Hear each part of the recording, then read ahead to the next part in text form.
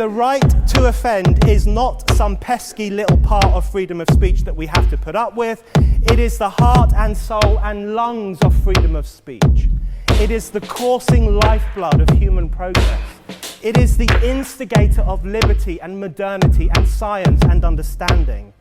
What a laughing stock today's student leaders are, that they can so casually dismiss the right to be offensive without realizing that their lovely, enlightened lives are the gift of individuals who gave offense. Offensiveness is not just something we have to begrudgingly accept.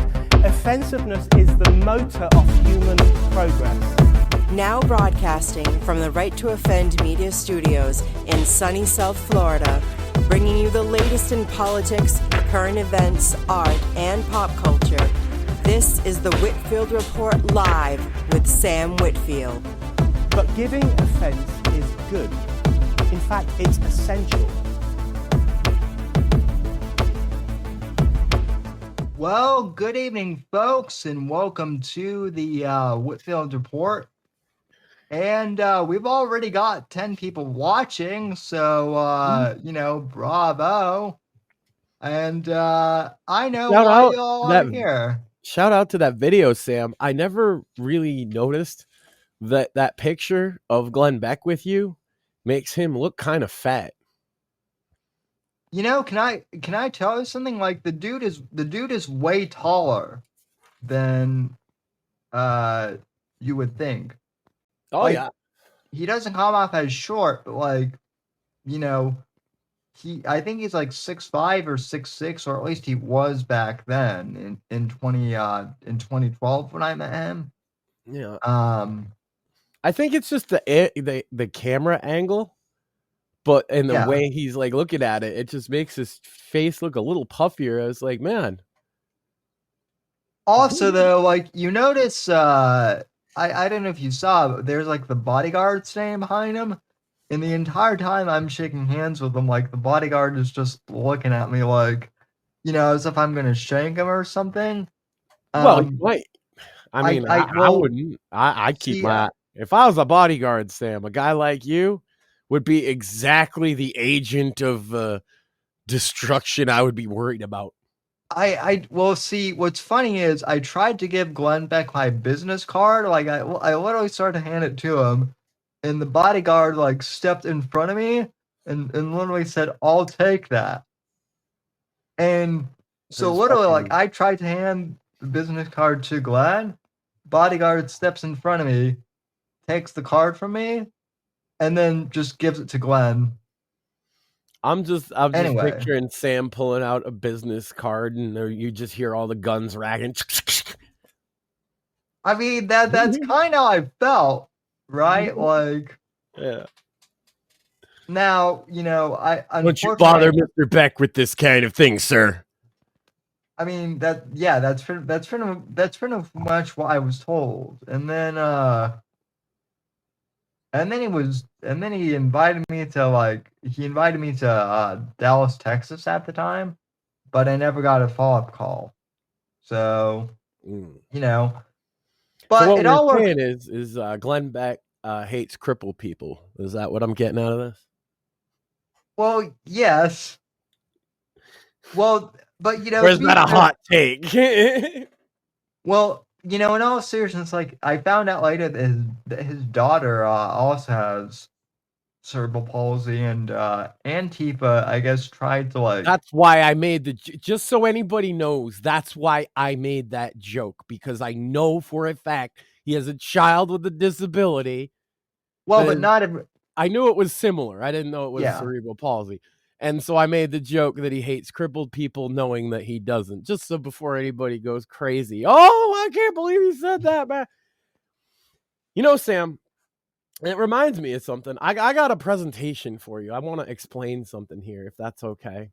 Oh, please do. We have a lot to cover. We have some sort of classified documents got released this week. I don't know what that's all about. Well, I think this is important because a lot of people don't understand what's going on here. If you could put the presentation up, Sam, I drew up a little chart to try and explain something to the people. And yeah, so this is oh, hold on. I might have to like get out of the way of myself. You see here, this is the Maxine as a test audience effect, right? And as you can see, Sam, on the left and the right is the two reactions that I generally get when I tell a joke to her as my test audience. No reaction or angry, stuff gets thrown. And then at the top and the bottom, you can see it doesn't matter if it's a good joke or a bad joke. I get both reactions in both cases. And so the resulting effect, as you can see here from the arrow, is I have no idea if the joke is good or not. I just I thought I could. Does she ever just does she ever stare at you? Oh, all the time. Yeah. In fact, she's staring at me right now. Why am I not surprised? Oh yeah, see, I made this before the show to kind of explain to the people. Hold on.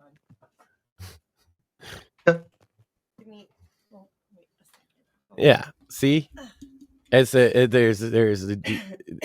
good jokes and bad jokes, and I'll tell them, and you either give a no reaction or angry, stuff gets thrown, and as a result, I have no idea if the joke is good or not. She probably does the same thing with my ex that my ex-girlfriend used to do, where she might pretend to be angry, but like she's secretly like trying to suppress a laugh or something.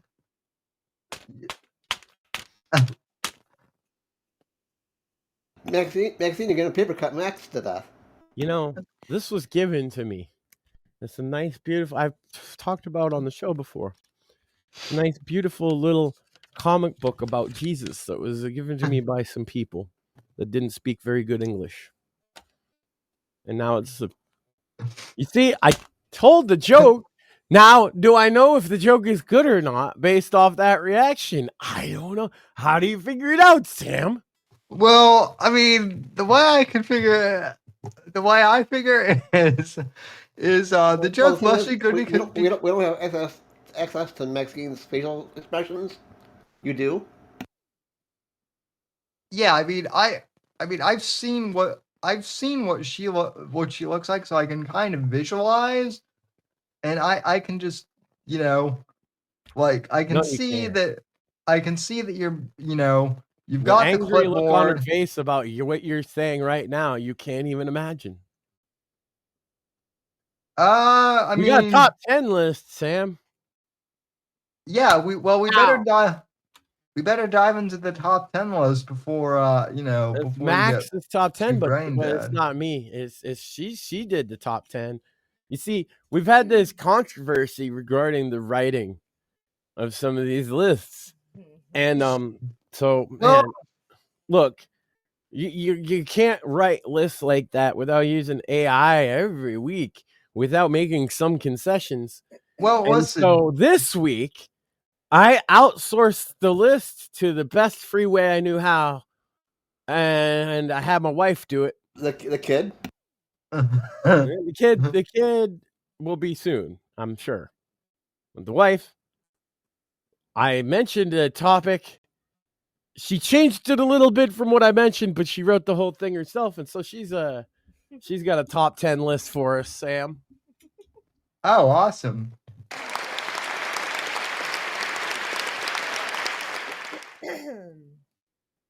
Probably go there. Hello, Maxine. Hi.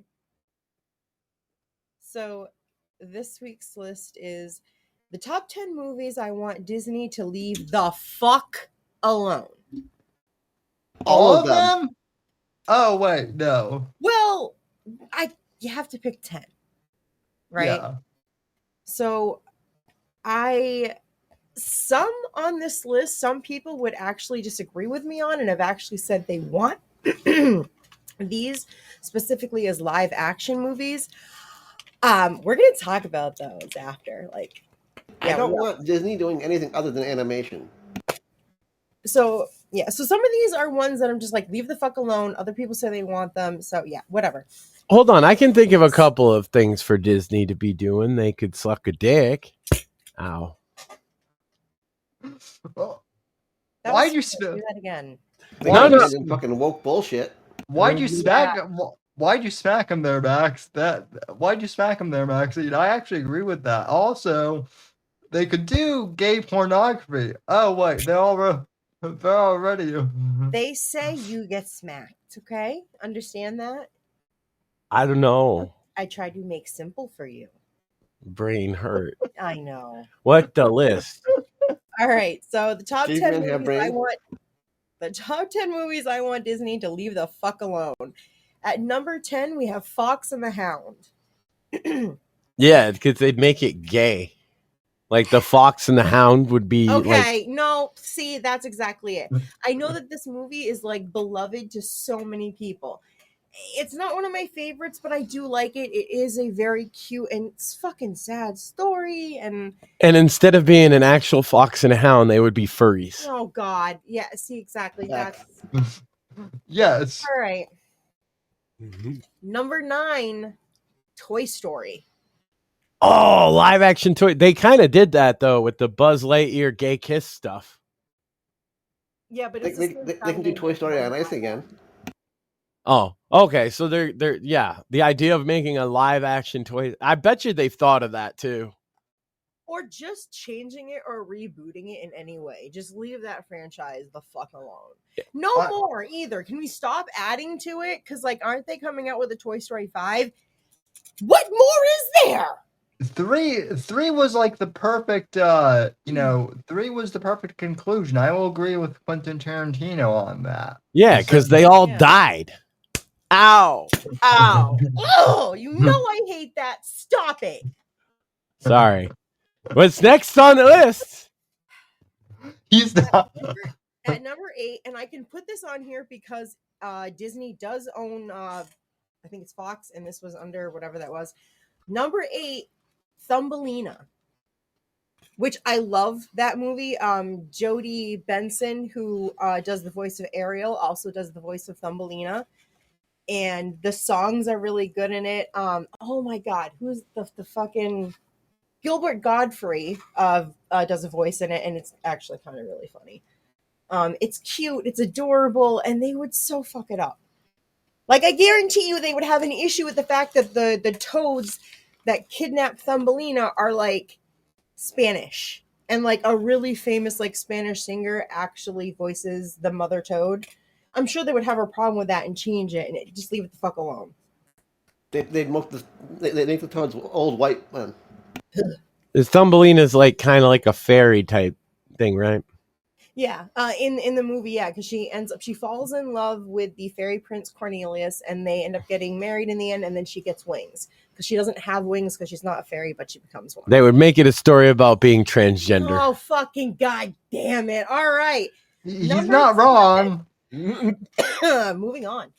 Number 7, The Black Cauldron. Because that one is really fun. I know that it traumatized children.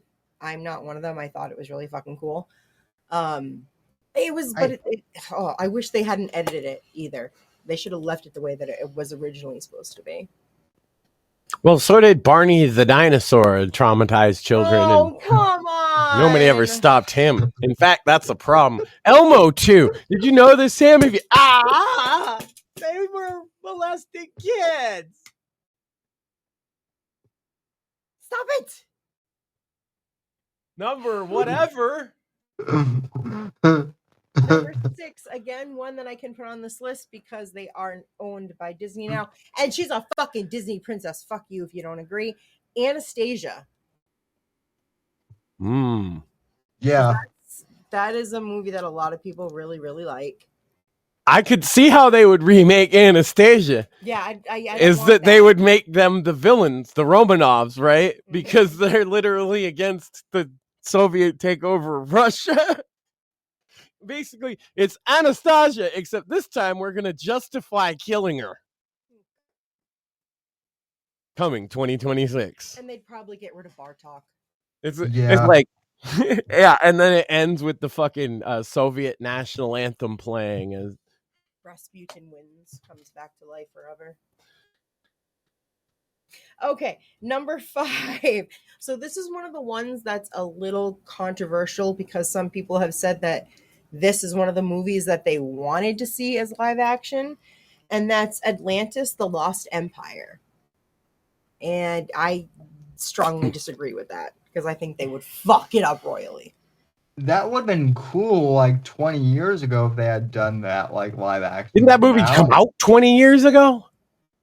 Yeah. It was like, I was like a grown ass man when this came, so I don't. Was it the late 90s, maybe? I have no opinion except that it would be a transgender story. Facts. Number 5 or 4 or whichever one was next. Fuck's sake. Number 4, the other one that is controversial because people said they would want this as a live action movie, Treasure Planet, which is one that like not a lot of people actually know about that movie or watch it, but like the fandom that does kind of really cares about it, and I'm on the aspect of I'd rather them not touch it because then they're gonna ruin what it is. Kind of like how they ruined Treasure Island with making it a sci-fi. Yeah, gotcha. I don't want Disney touching any of their classics, period. Oh, this is a classic? Oh, I have a different definition. No, I'm not. That's the thing next. I'm not calling it a classic. I'm just saying any of the movies that are considered classics, I don't want them touching. I'm being threatened. I'll stop. Number 3. So number 3, and this was actually your suggestion, a Goofy movie.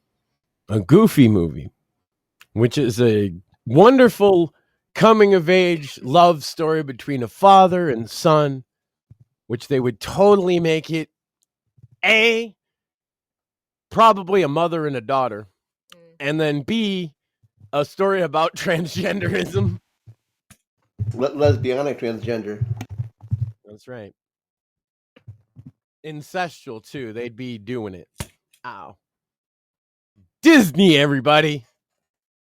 They're already doing like Freaky Friday 2. Yeah. Too much, man. Oh my god. The kids switched not only like so Jamie and Lindsay, they switch with like the 2 granddaughters or whatever the fuck, and it just looks like it's too hectic, too much. And look, I love Jamie, she's a good actress, but boy, she really be looking like the crypt keeper lately. Jamie. Yeah, well, and then oh yeah, fuck that fucking hoe. Yeah, I know. Well, and then Lindsay Lohan always looks like the crypt keeper. Depending. She has been looking better. She has been trying to better herself. Same thing with Amanda Bynes. She's just not doing as good of a job, and they really should stop letting her do podcasts. Yeah, that's true. Amanda Bynes looks like she somehow developed Down syndrome later in life. Facts. I can't even hit you for that one. I can't, because it's kind of true and also very sad and heartbreaking because I fucking grew up watching the Amanda Show and all that and all the movies she was well like that what's her name, Michelle Trachtenberg or whatever. Yeah. That was like her peer, right? They were around the same time and the same age. Yeah, so I mean it's good she's not dead because she had a drug problem. And I hate to see young celebrities die from. I've had famously I've talked about hanging out with Dave Brockie from Gwar a bunch of times, and he's someone I look up to, and he's dead from an overdose. It happens, man. Well, I will say this: it would have been Amanda Bynes might have been a lot better if Mersh hadn't bullied her. But then again, I mean, I guess I'm in good company because or I guess Amanda's in good company because Mersh was nice to you. You say that, but Mersh bullying her on the internet or saying something mean is not the cause of her problems. I'm pretty sure it's Dan Schneider. Yeah. Molesting her. That too. That probably started things. Sam Mersh was a bit later and not as serious. So you know how they had that? Yeah, I would agree.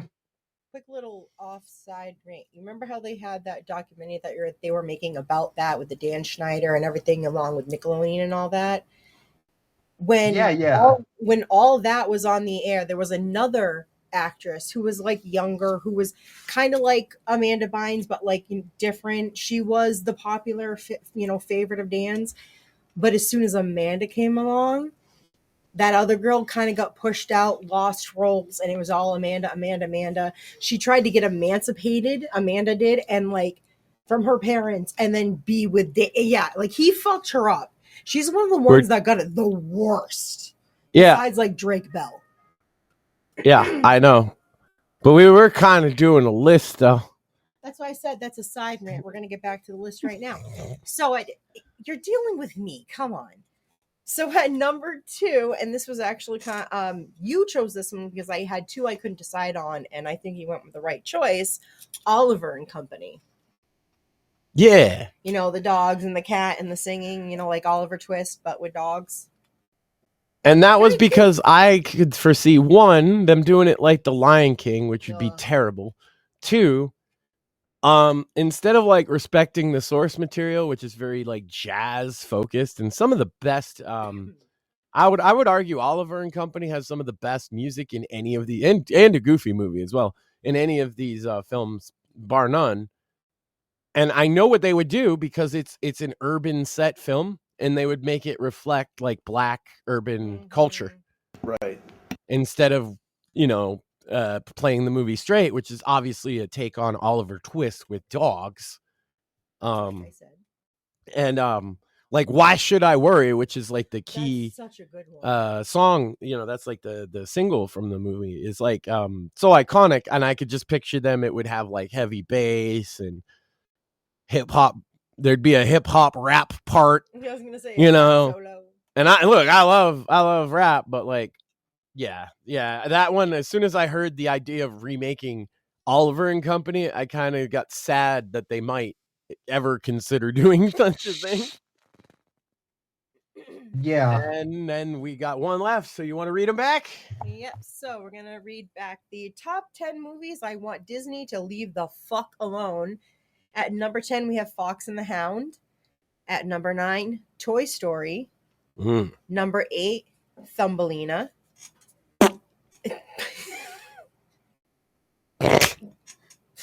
Number 7, The Black Cauldron. Number 6, Anastasia. Number 5, Atlantis, The Lost Empire. Number 4, Treasure Planet. Number 3, a Goofy movie. Yep. Number 2, Oliver and Company. And the number 1 movie that I want Disney to leave the fuck alone is... I think you picked the wrong one. Yeah, wrong. Uh-huh. Okay. Try that again. Who Framed Roger Rabbit? Yeah, because they own Fox now, so they own that one. And I swear to God, if they ever fuck with Roger Rabbit, it's like, that film is perfect, leave it. That is a movie that kind of scarred me as a child. As much as I know. Yeah, I mean they probably wouldn't even have Jessica Rabbit in that movie. Or they would make her like a trans. Let's say they'd make her a dude. Yeah, it would be a transgender story. A dude. Once I realized I could say that, I felt like all of them, that's kind of true of. Like, it would be a transgender story because it's Disney and it's 2025. Yeah, and miraculously, like, they're the only make it as much DEI as possible. Okay, I got one. I dare Disney to remake one in live action. Song of the South. That'd be hilarious. Oh yeah, No, we've been daring them to make that one for years, Max. So. They've been trying to erase that shit so much that they had changed that ride from Song of the South to another one. I think they even like switched it to like the Frog Princess. Then they pretty much like from what I heard, gutted the entire thing and like redid it to like something completely different. Like they are trying to erase that shit. Here's the thing. Growing up, all my black friends thought that the crows in that movie were fucking hilarious. They weren't like, oh, that's right. And also, if you actually watch the film, the main narrator is a literal former slave. Right. Well, no, and he's talking about his own personal experiences growing up in the South. Yeah, that's what the movie's about. Well, I mean, and this doesn't really relate to Songs of the South, inherently, but like all of the most racist jokes that I've heard about black people came from my black friends who told them to me. Because they know the material. Yeah. Yeah, and with Song of the South, I mean, the crows are kind of just funny. If you're not, I guess, programmed to that being racist, you would just think they're funny, weird. It's kind of like a lot of people have a problem with not Speedy Gonzalez so much, but his cousin Slowpoke Rodriguez. Yep. Yeah. They're like, he's a super trope stereotype. Yeah, that's what makes it funny. Yeah, that's what makes things funny. The truth. Yeah, and then all my Hispanic friends are like, oh, he reminds me of my cousin, who's the lazy fat ass in the family. Well, that's the thing, is Slowpoke's not lazy, but he doesn't run away, and you know why, Sam? It's because Slowpoke Rodriguez always packs a gun. Yep. Yeah, that's a fact. That's canon. Yeah, no, that is canon. But what's also you ain't gotta run nowhere if you're packing. It was pretty big, wasn't it? Based. Yeah. Slowpoke Rodriguez is a true American, by the way. Indeed. That's right. Shout out to my boy Speedy. Speaking of Mexico, down in the barrio, Max. And thanks to Maxine for this week's top.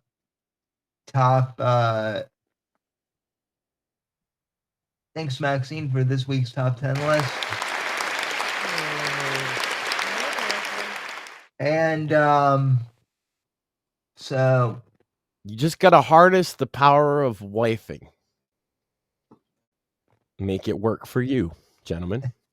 You're lucky I'm not. I mean, that's what you've been doing for like close to like 20 years now, right? That's right. You know what I've never done once, Sam? Sued my wife. Anyway, what was it about Mexico? Wow. Well, this might be a weird segue, but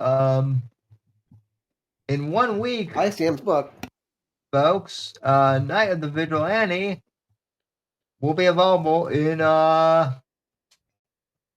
paperback and ebook and audiobook. So that will be coming out on the 25th. I actually uploaded the final draft to Amazon today. So that's why it keeps disappearing, is because that's just a hologram he's holding up. And he actually sent the real one off to Amazon.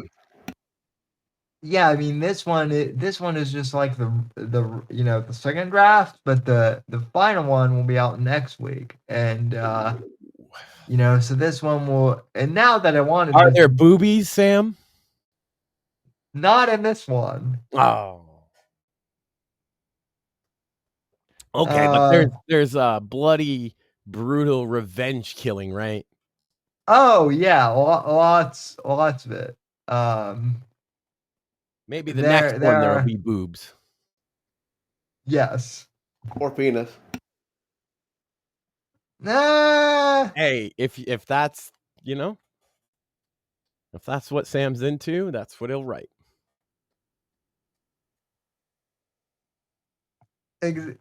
Exactly. Now the question is it more like of a what's that guy? Martin, right? Is it more of a Game of Thronesy like big floppy dong situation, or like a more hard, veiny type deal? To be honest, I haven't thought that. George R.R. Martin seems to favor the floppy wieners, Sam, if you didn't know. Yes, I've noticed that. They're just flopping everywhere. And it translates into the show, as I understand it too, that there's wieners that flop in every episode. You know what though, Max? Also, like, I've noticed that he hasn't written a book, and he hasn't published a book in 15 years. So this will be like my 4th in 2 years. Now, granted, mine's not like a ton. Mine's not an 8. You are not putting nearly as much time, effort, or care into your descriptions of floppy wieners as he is, okay? That's true. That takes time to perfect, Sam. I'm not even putting that much effort into describing boobs or women's anatomy, and that's Well, that's why you don't have the HBO show, Sam. You need them floppy wieners. Yeah, they go nuts for them. Yeah, you're right. And that's probably why. Well, I don't want to get anyone else in trouble, but now that I'm thinking about it, there are probably some reasons why some of my fellow authors are close to having HBO deals than I do. Let me just put it that way. Gay pornography? Maybe not gay, but you're not totally. So what you're saying is you need to write more smut, Sam. Yes. Yes. Well, and that's what Shmuley's been saying. Isn't that the first thing I said to you, Sam? Is there boobies? And you said no. See, you got to listen to the people, Sam. They want boobies and floppy wieners.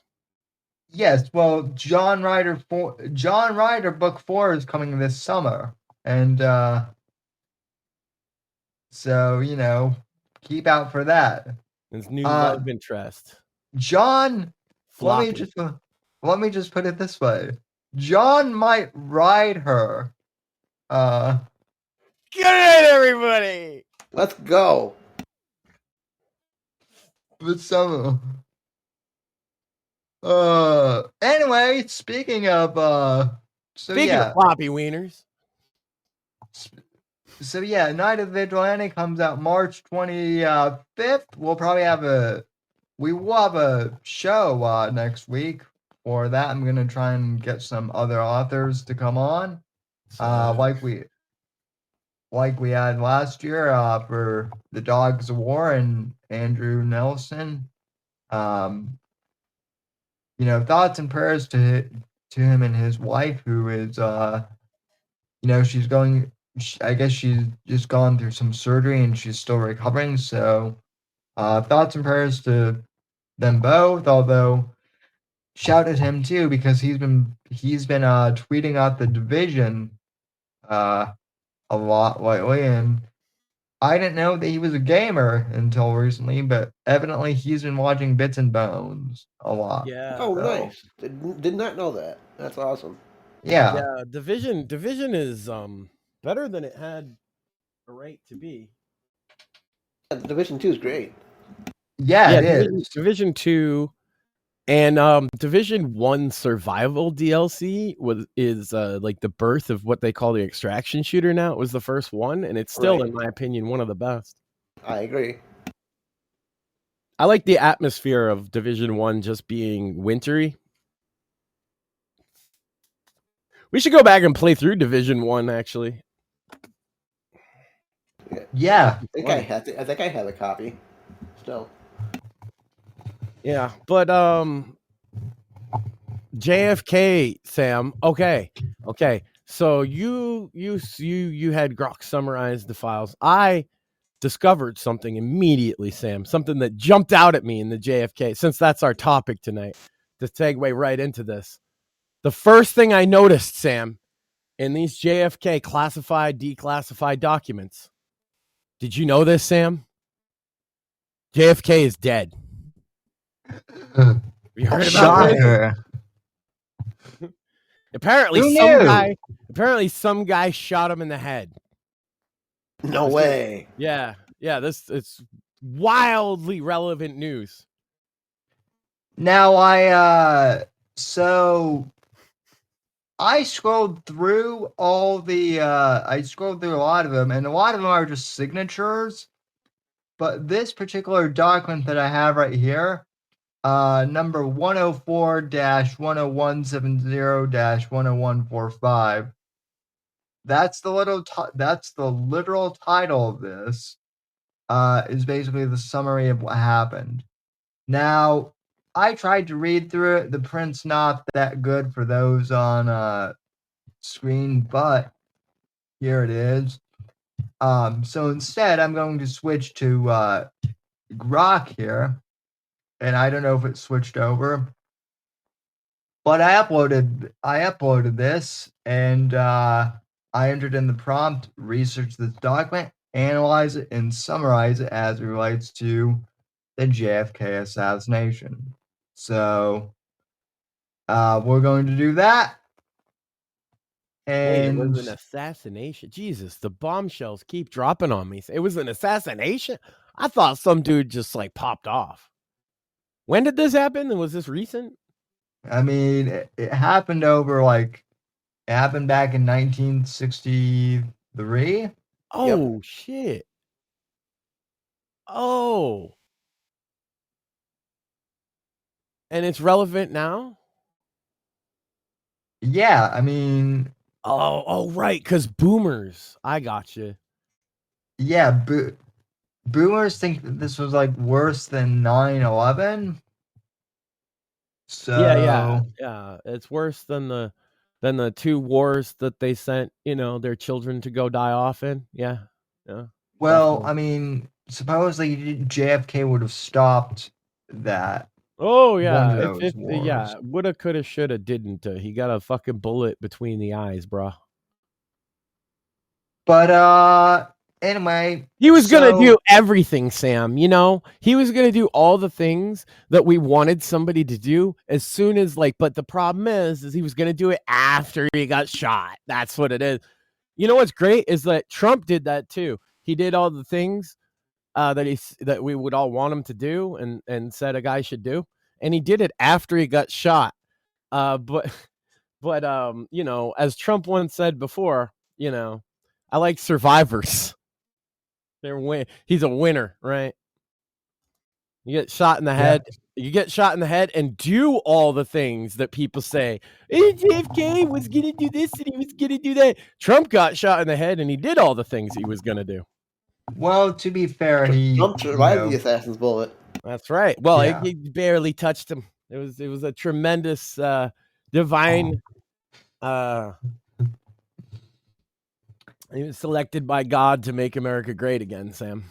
So, apparently this guy named Cummings was like a shady guy. This is exactly why I had Grok sum it up for me, was because the type was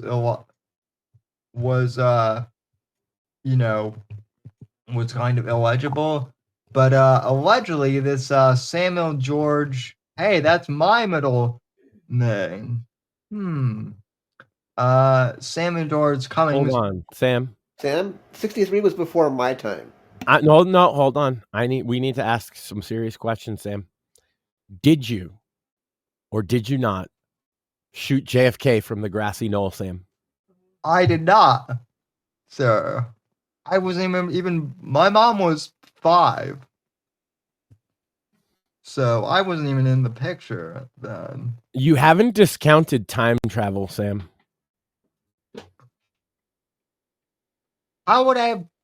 You know what? Reveal your DeLorean, sir. That's right. Well, no, he's just got it built into his chair.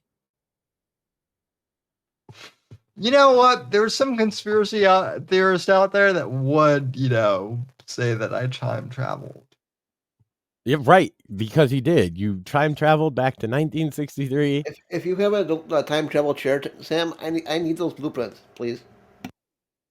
Well, more, plot twist. I got them from you. You just don't remember. You were like,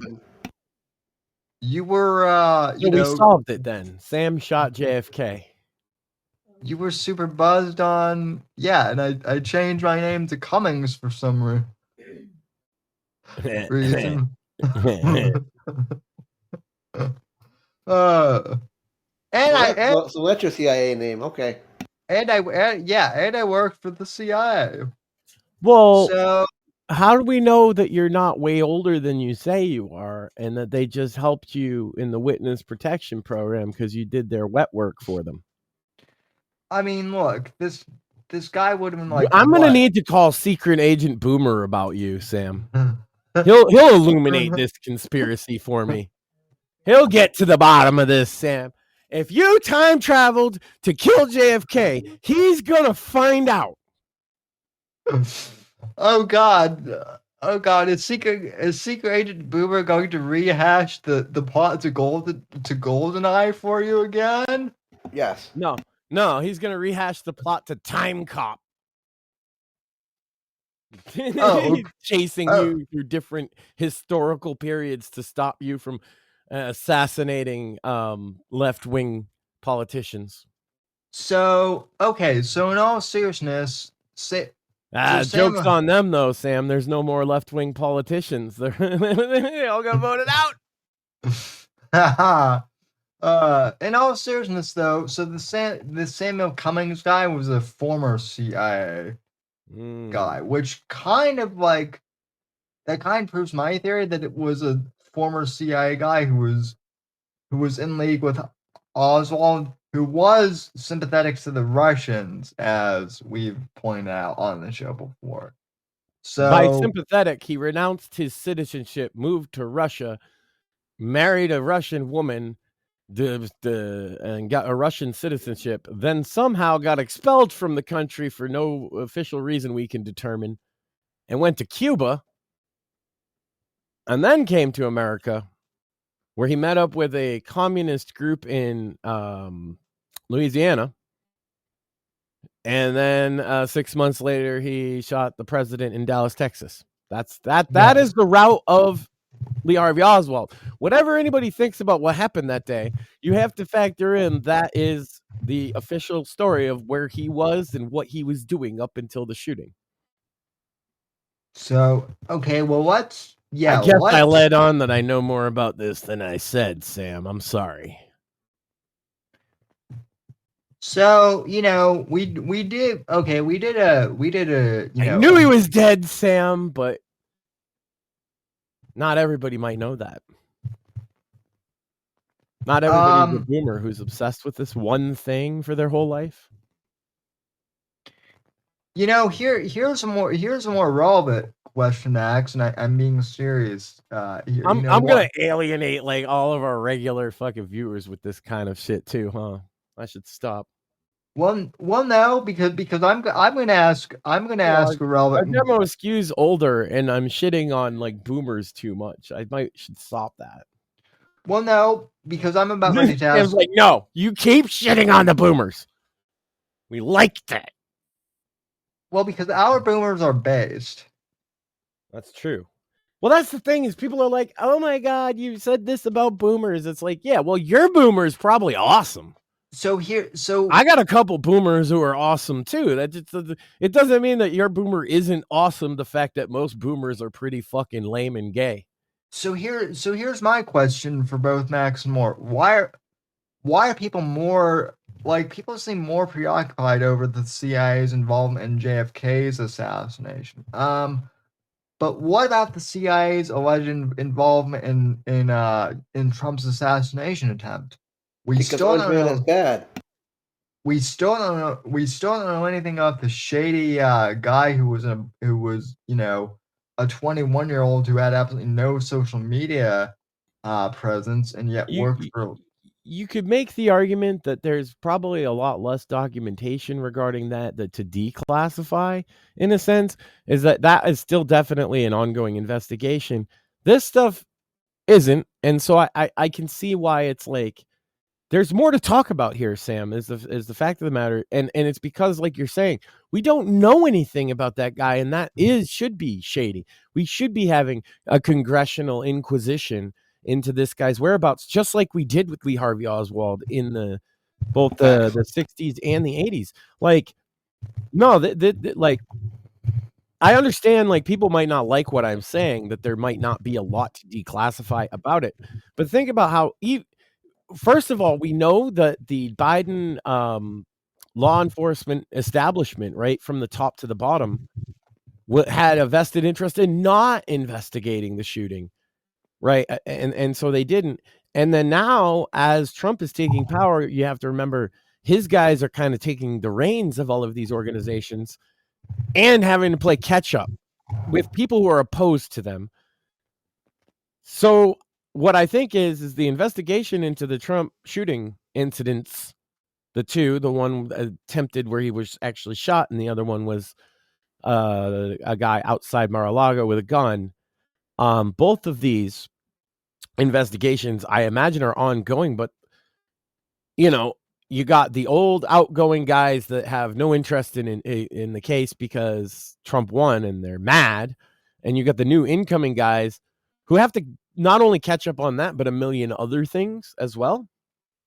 And so I'm going to imagine, Sam, that when it comes to the investigation into the shooter, particularly the one that's dead, right, as opposed to the one that's alive and in prison, there's going to be less information to declassify at the moment. But then here's my apples to apples. Where is the one that I said from the beginning that would be the most relevant? I have yet to see the Martin Luther King documents. I'm sure we'll see them soon. But why is there nothing about the Martin Luther King assassination? I'm sorry, the Malcolm X assassination. We're going to get the Martin Luther King stuff, but Malcolm X was assassinated in much the same way. And I don't know if you know this, Sam, but the CIA has been suspected having a hand in it since the very beginning. Oh, yeah, I know that. Well, I can kind of, if you as does, by the way, the Nation of Islam. Like, there are competing theories that he was killed because I don't know if you knew this about Malcolm X. He left the NOI and became a real Muslim. They're different things. And they resented him for it. So it's potential. There are multiple possible suspects, and none were ever actually like apprehended, named, or tried for the death of this honestly very pivotal figure in the 60s that definitely belongs on that list with Robert Kennedy and JFK and Martin Luther King. If Malcolm X isn't on your list, something is fishy. I don't want to dox this gentleman since he's a family friend, but the pastor who actually married my mom and stepdad is a black man from Texas, and to make a long story short, he came to Christ after he grew up in he grew up in a broken household, and he fell in with the Nation of Islam, as a lot of young black men do. Even in Texas, and it's huge in the prisons. That's the thing. They get a lot of them in prison, and then they go out and preach it in the hood. Well, and just because, like, obviously our audience is like predominantly white and might not know, the Nation of Islam are not Islamic as such. Right. They don't believe in God, Allah. They don't believe in an afterlife. They have a weird belief about how white people were created by like an evil, genius to torment black people, and that white people don't have a soul. They're very strange, and they say Nation of Islam, and they use a lot of the terminologies, but they're very much not Islam at all. I know they're just a kooky cult, and it might be weird for people to believe. And that's why Malcolm X left. Well, that's became a real Muslim. Like that's what I'm saying. But that created a lot of bitterness from the NOI, Farrakhan, Elijah Muhammad, and all them. And so we don't know who shot him. Is the long story short. Well, that's what my pastor said, was basically that basically the NOI was telling this guy to go and kill innocent people, and he was like, wait, that kind of doesn't jive with me. And so he left the Nation of Islam, and then he did research and was kind of like, hey, not only did the Nation of Islam try to corrupt me, but I'm pretty sure they tried to assassinate Malcolm X as well. So yeah, well, like all of that Malcolm X, Nation of Islam, they are black separatists. And so when you're dealing with Malcolm X, you do have to understand that, yes, he advocated the violent uprising for black liberation against what he perceived as the oppression. He did. He definitely advocated. That's like there's Martin Luther King said peaceful protest, and Malcolm X said we should fight in the streets. Like there's no way around that. However, like as a young man, and maybe it's like, hey, I was always tangential to black culture anyway. A lot of my friends are black and stuff. Reading Malcolm X's autobiography really had an effect on me. Obviously, I didn't convert to Islam or anything like that. But it's really relatable, and it's if you take out the specifics to it being black liberation based, what you have is a case for if you're being oppressed, why you should fight back. And that's why I like Malcolm X, and that's why I think that his death deserves more respect than it got. Yeah. So, well, I feel I don't know. I grew up, like I say, being a weird art guy and into like hip hop and stuff. So Malcolm X was like a part of all that, and a lot of what he says is universal. Too, if you look into it, he talks about like it starts from family, and traditional values and education, and keeping degeneracy out of your community. These are the ways that you create a better society, and the way that you do that is from action, from within. But he said, like, it's really tough to do that with an oppressor's boot on your neck, essentially. And so you have to get the boot off your neck. And if they won't do it through the ballot box, then you do it with a bullet, essentially, was his message. Okay, so, so I basically, I just had combed through this whole thing, and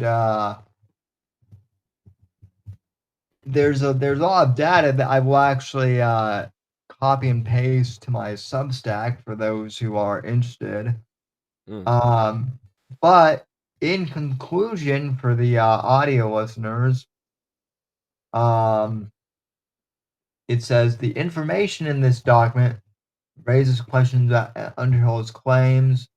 And hold on, Sam, are you gonna tell me that this was a nothing burger like I said it would be? Well, let's see here. The information in the document raises questions about Underhill's claims and the connections involving Cummings and Interamico. His name is Cummings, though. That's yeah. There's no concrete evidence here to confirm that the CIA was involved in JFK's assassination or to identify who killed him. The assassination continues to be a subject of debate, but based on this document, no definitive conclusions can be drawn about the CIA's role or the identity of the perpetrators. So yeah, Max. Imagine my shock, Sam. You mean that there's no new information in there, except if you already had a predetermined narrative involving multiple shooters, that there's this one guy that seems a little sus with his story that you could maybe fit in your narrative. But in any other circumstance where you're looking at it objectively without a predetermined narrative, you're telling me it's a nothing burger and you can't prove anything? Oh my God. Who could have predicted this would happen, Sam? Well, Max, we do know that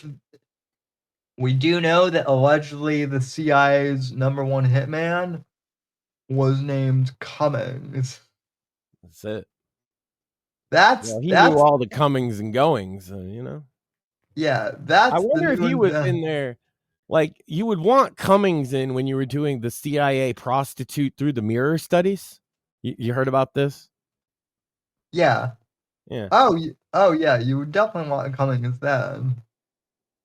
Yeah. Well, I mean, Cummings is gonna be there whether you want him or not, but Yeah. It's a much more interesting recently declassified document that doesn't even have anything to do with the Trump administration. It just was time for it to get declassified. The Charles Manson stuff. Hey, Sam, would you believe me if I told you the Manson family had a CIA handler and now it's confirmed fact? I'd believe it. Yeah. No way. I would totally believe you on that. And that they were studying what might happen if you gave a bunch of fucking hippies meth. No way. Well, I mean, and that this lifelong criminal with an IQ of like 85 and full-blown schizophrenia might just possibly have been a front for a CIA op. No way. And that Charles Manson is probably innocent, like I've been saying for 25 years. Oh my God. Well, Max, I mean, let's talk about the JFK Nothing Burger. How about that? Well, Max, I mean, we did reveal a few weeks ago, or I should say Maxine revealed a few weeks ago, that the government was giving cocaine to beagles. That's right, and they were giving it to hippies. Well, they were giving meth to hippies. But yeah, well, and they were telling them to go kill a bunch of rich people. Yeah, so like after hearing that the CIA was giving cocaine to beagles and CIA entrapment? No way. Yeah, nothing. So yeah, nothing shocked me. But yeah, Charlie, this is the true story. I'm gonna enlighten some people that have no idea about the Charles Manson thing for a moment. And now that these documents have come out, it backs me up so hard. But Charles Manson was a druggo beatnik, not even a hippie, Sam, because he was older than all them. He was just a homeless guy that got out of jail. He was a con man, stole cars, flipped checks. His mom sold him for a pitcher of beer to a pedophile when he was a kid. Yeah, and he was a loser, but he had a personality. He was a character, right? And he could sing a little bit. He could write music. Wasn't he an actor? From what I remember. No, he was a musician. Yeah, and yeah, and so his music's good. I don't care. His music could fuck you, and I'm on fire. That's my jam right there. Charles Manson was a musician that I've always looked up to, and people don't like that. And so, okay, so you got this charming singer guy. He knew one of the Beach Boys, the drummer, Brian Wilson. They even stayed at the house where the murder happened with Brian Wilson for like a couple months. And Sharon Tate, she would have been there too at that time. No, she wouldn't have been there because what happened is Brian Wilson sold the house and Roman Polanski bought it. Oh. Right. But that's probably why they went there, is because they knew that mansion. It's hard to say for sure, right? But they knew the mansion. Regardless, they found this guy and these girls liked him, because he was like, all these girls were like, hey, he's cool and he's singing and blah, blah, blah. Chicks fall for guys like that. He's a grifter. So he's got this cult of chicks and the CIA's like, he'd be giving them LSD, huh? And they're like, yeah. Yeah. We've been using mind control experiments on LSD. stop me if you heard this before, but maybe we should use these people and do some mind control experiments. And if you don't think the CIA would use mind control experiments and LSD to try and convince a bunch of hippies to murder some people, then you don't know anything about MK Ultra at all. Yes, our government is Charles Manson, not Charles Manson. Color me absolutely not shocked by any of that. Well, he wasn't allowed to defend himself because he had mind control powers. What kind of government allows that? Well, one that's guilty in the fuck. I digress. Charles Manson did nothing wrong. Somebody's gonna clip that. Probably that one. Someone obsessed with Alan because she's like, "Oh my god! If you say things that are funny, you're a psychopath." Yeah, Charles Manson did nothing wrong. I don't even think that's funny, Sam. I actually believe that. I believe Tex Watson's a sick fuck. But I also believe Tex Watson was like the CIA's point man. Yeah, probably. You don't know. By the way, if you're going to judge me about my take on the Manson case, you better know who Tex Watson is. I actually do know who Tex Watson is. As do I. Because I write thrillers.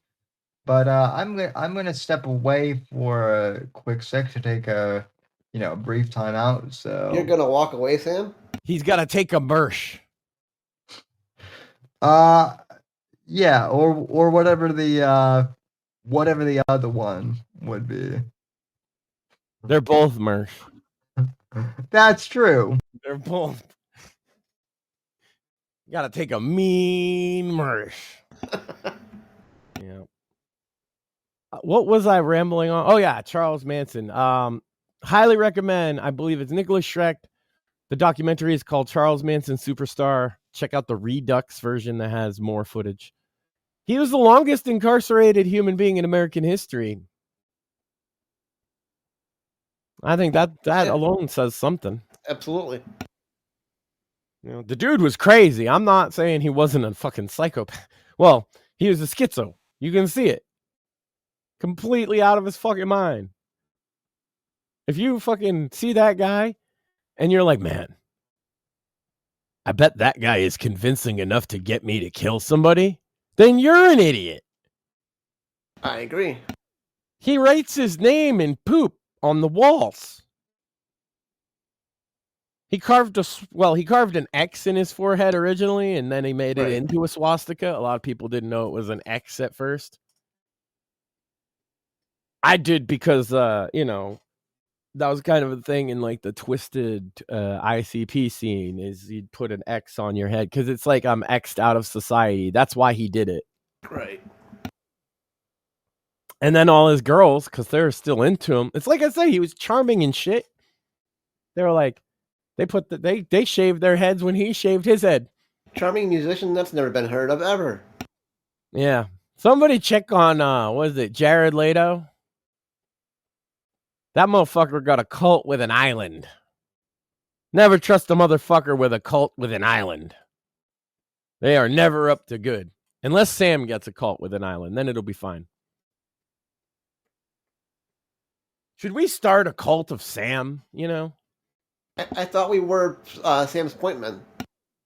That's true.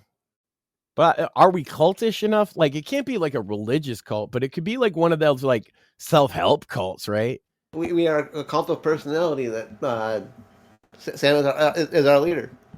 You see, I was going to go and get my prop that I got because I got another funny little bit that I was going to do. But then Sam went to go take a Mersh. And so now I'm just sitting here filling for time like a sucker, And I can't say what the prop is and then give up the bit because I can still go do the bit. And I don't know what else to talk about. And I already have now on the air made my case for why Charles Manson was innocent, which is one of my edgiest opinions that nobody seems to like. So it's been a fun night.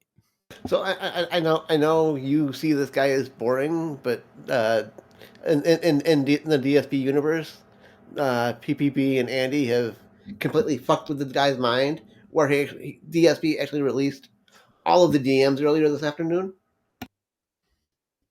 Yeah. I get it, but he's not very bright. Oh, definitely not at all. It's not like a major accomplishment. That's what it is. It's not very funny to me because it's like it's three idiots fucking with each other. Yeah, and I think PPP's the worst of the three at this point. You're probably right. Yeah, just because he's the fattest, and that's usually how I decide. Not always, but sometimes, usually. Like if you see three guys and you have no other contextual information, I generally assume the fattest one is the worst. Yeah, I can see your reasoning. Yeah. Well, people don't understand, like, stereotypes are actually that's when they're useful. Let me pose you a for instance, right? Since Sam's not here, we're just gonna go all in on the being stupid. If you're in a dark alleyway, okay, and then somebody's approaching you, and all you have is the physical visual information to go on,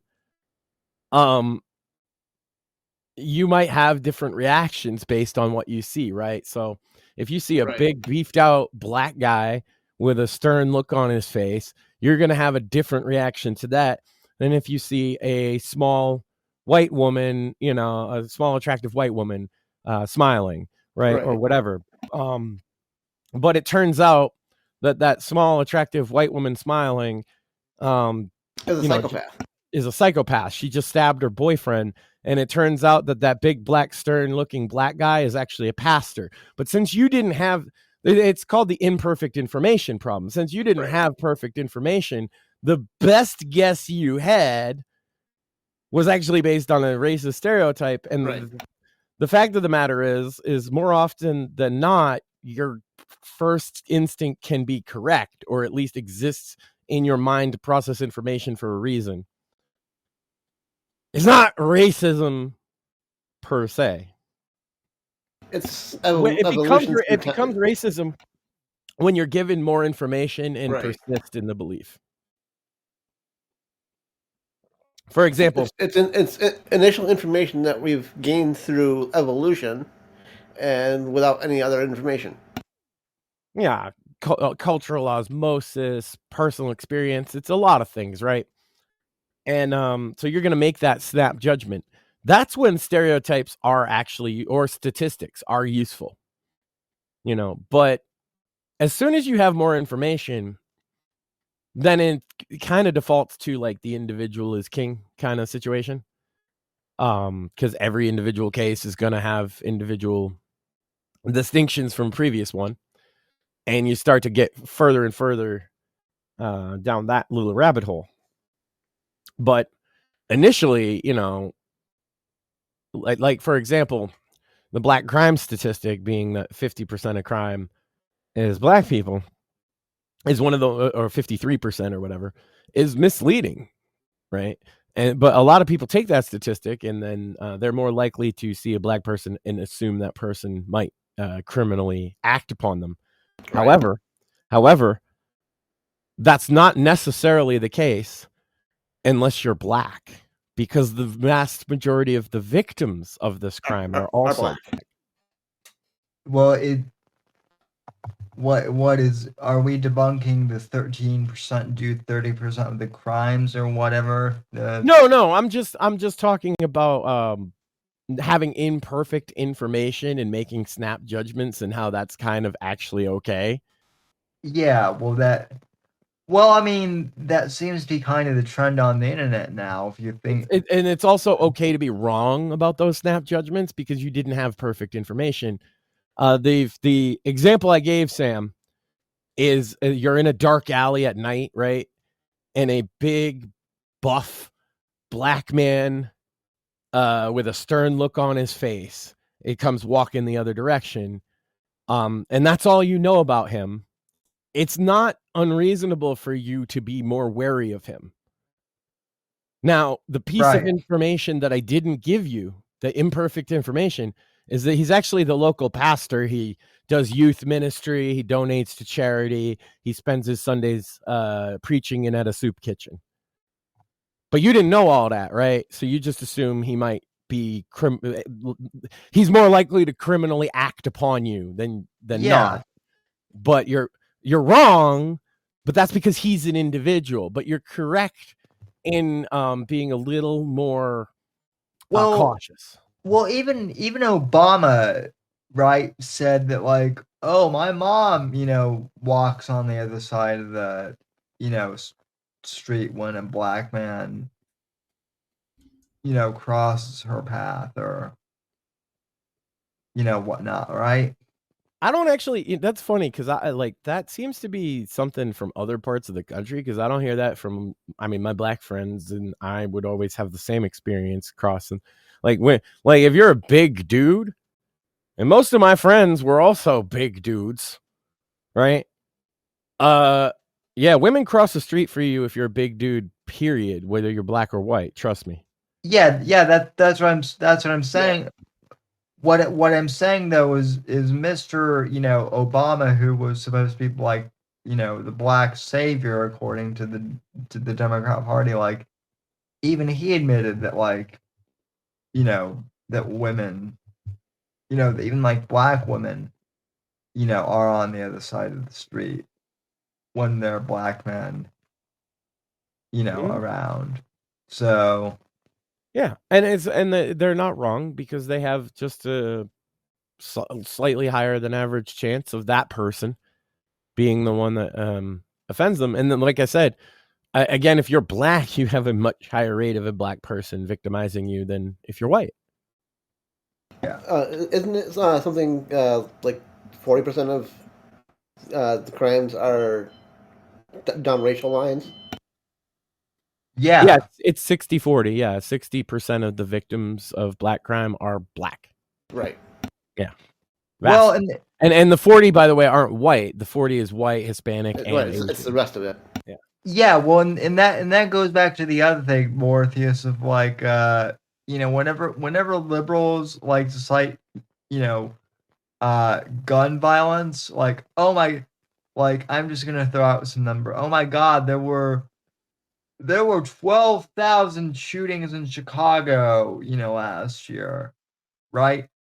I might be fudging the numbers a little bit, but most of the... And then they'll go back to but it's a red state. They won't focus on the city.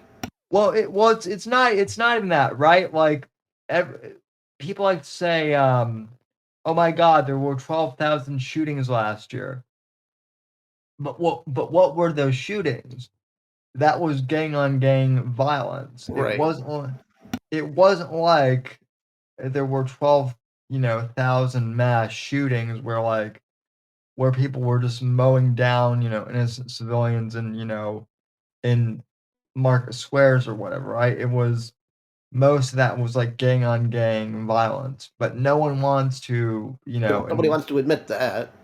Nobody wants to talk about gang on gang violence. And then I don't know if it was Max or someone else brought this up to me, but like people always like to talk about like gun violence. What about like things like stabbings or other things related to gang violence that like baseball bat violence?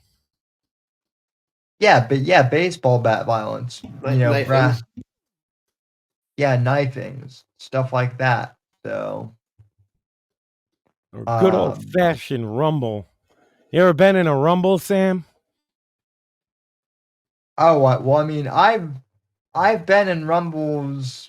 Well, I mean, technically we're on a rumble right now, and we're on a rumble every week.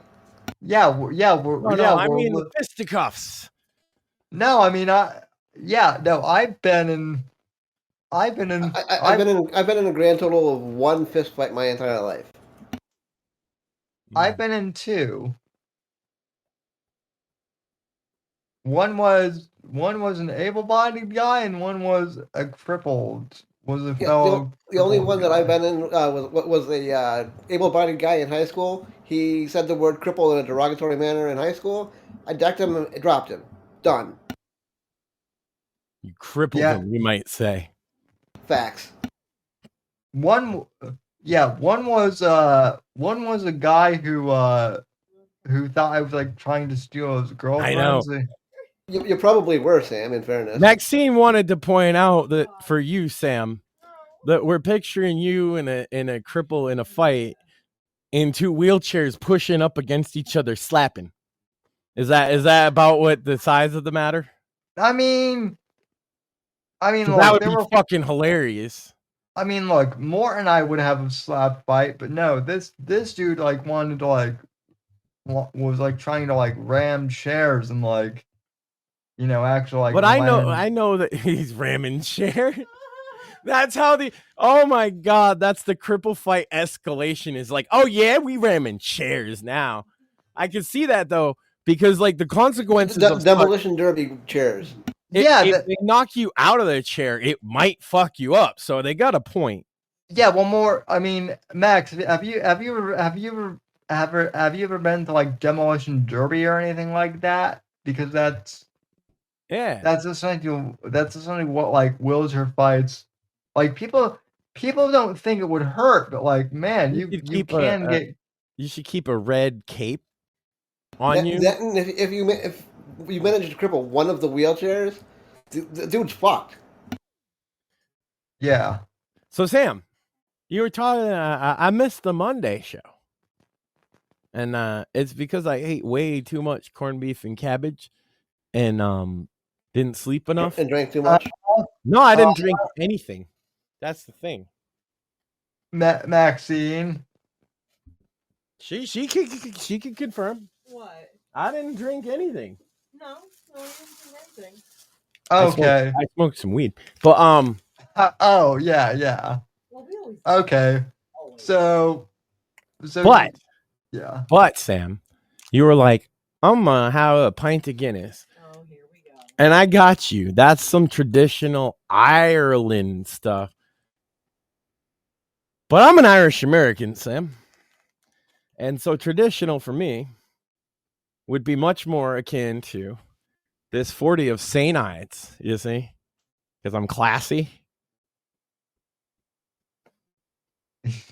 Yeah. Malt liquor, you know. Max is a classy broad.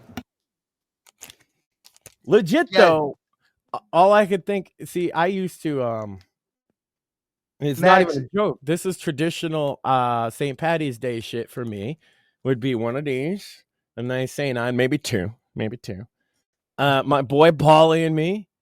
Paulie died, R.I.P. Dialysis Paulie. They used to call him pill popping Paulie. And that's what got him on dialysis, and now he's dead. But we used to spend St. Patty's Day, eat some corned beef and cabbage. You roll up a nice fine blunt, and you drink a 40. Maybe pour a little for the homies, and that's a traditional St. Patty's Day, Sam.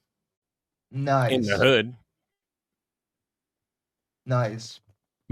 I mean, there was one where we took turns running on a treadmill while the other one would read verses from because I was renting a room from this religious weird old guy, and he had like a exercise room, and that's where we would hang out and smoke weed and drink. And he had a Bible in it. It was like a golden Bible, and it was like 150-year-old family Bible. You weren't allowed to touch it. He changed the page every day with a pair of tweezers and a candle, and like, very careful. And so we'd read from the Bible while we'd run on the treadmill drinking 40s. That's some traditional Irish shit. You want to know about some traditional Irish Americans? It's not the same as all people like, oh yeah, Irish stuff. It's like Irish American stuff is like getting into a rumble, as I said, a brawl between a bunch of boys outside of church and then coming back with sticks and baseball bats to finish the job. That's Irish American shit. Why?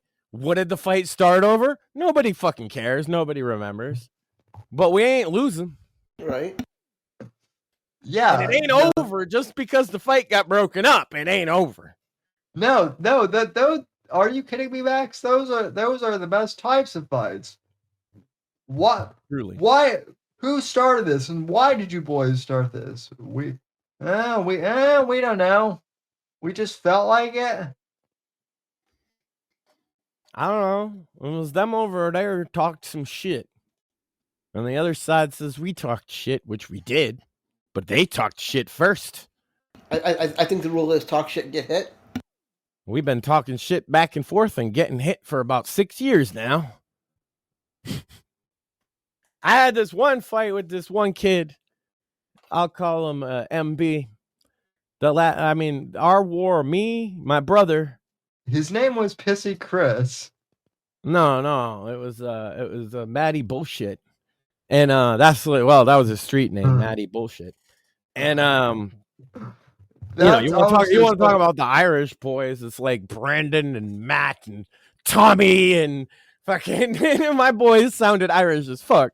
And growing up on them guys who were like rednecks from the other town, and we'd have these like brawls outside the school all the time. Because they called us Sam, they called us a really offensive term for white people who listen to hip hop. Wiggers? No, they didn't shorten it. I'm not going to repeat it, but YN? Yeah, that was the thing. That's what they called like our whole little crew. And they would yell it at us, and so that when we would go beat their ass. And then one time, bro had a Confederate flag that he would fly out his car and yell shit at me every morning, and he parked right next to me. And I got kind of sick of his shit that one day. I might have told this story before. And as I was walking out, I got out of my truck, right? And his was flying from the back of his truck was this big ass Confederate flag, and I just lit it on fire and walked into school. I have an interesting take that might not because I have a problem. Like, bro, if you want to fly Confederate flags, that's fine. But this dude and me had beef. Right. Do you think he flew the Confederate flag to fuck with you? Oh yeah, no, he was one of those like I'm a racist because everybody here's not kind of guys. He's a contrarian. Oh yeah. I knew Jewish guys who would make Holocaust jokes to be the contrarian. Yeah, no. This guy he was called Red. He just wanted everybody to think he was like an edgy Klan member or something. Right. He was the alt-right 20 years before the alt-right. No, but that's what I'm saying. Like, I went to high school with at least like 2 Jewish guys who would make like the worst. Well, that's not what I'm talking. Yeah, I've known black guys make black jokes, Jews make Jews jokes, but this guy wasn't joking. One, no, and he was doing it for like fake personality. Yeah, no, neither were these. They were like literal self-hating Jews. It was a weird thing. So I don't know. We were in the midst of a beef for quite a long time when I just came to hate his flag rather than what it represented, if that makes any sense. No, totally. But yeah, they because we liked hip hop and stuff, they called us the white ends and fucking that caused a fight or two, Sam. Yeah, no. Because hey, whether you're black, whether you're white, nobody likes to get called that.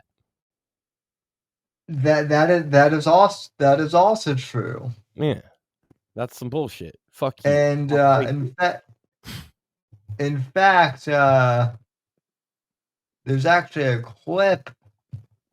Unless there's an A at the end, then it's probably fine. But that wasn't like that. It wouldn't be like that because they were. There's actually a clip from like back in the 80s where like well, let me try and see if I can find here, because if I try and explain it, it's gonna make me look bad. But if I show it to you, I'd much prefer you to just try and explain it then, for my amusement. Well,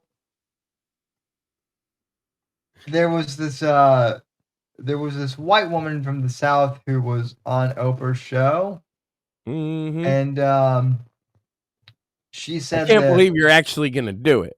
But go ahead. Well, I'm gonna, I'm gonna edit it a little bit while I try and find it simultaneously. But there was this woman who, she was on Oprah's show, and she was saying that she uses the N word, but she used the N word to like say how bad it was simultaneously, or something like that. You ever see? There's a really bad and yet still funny Andy Dick bit where he's talking about that we're gonna take it back. We're taking the N word back. Now it's gonna mean like you're crazy, you're silly. Yeah, that's what I'm serious. It's a classic. Okay, so I found it. So let me roll. Yeah, so I riveting radio there, Sam. Yeah, I know.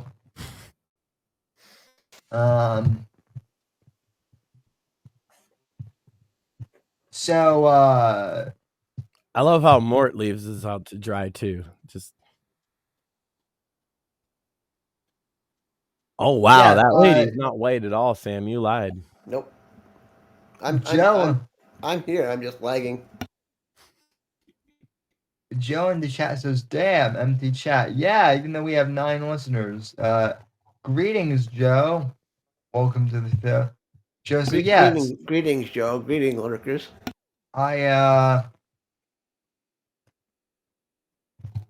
So yeah, this was apparently like back in 1985. Oprah confronted some woman about the N-word question, and here we go.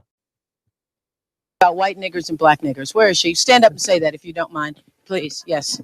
Very quickly, what I was saying, and I try to teach this to my children. We live in a Christian community, and looking around this room, the majority of these people seem like Christians, and they seem like God-fearing people. I want to say, if you're going to say nigger, which is a terrible word to me, you have to open it to both races, because black people and white people are the same inside. Nigger, if you want to explain it like that, there are some of those here today, other than Oprah. She's not a nigger. Sorry, Oprah. I didn't say that. About white niggers and Thanks for that, Sam. That was very enlightening. I think I learned a lot about That's culture. what you do, Joe. You play Halo.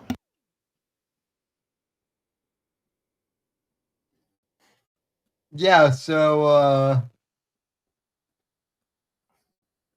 anyway, we found out what exactly that I guess Oprah was cool with the N-word at one point.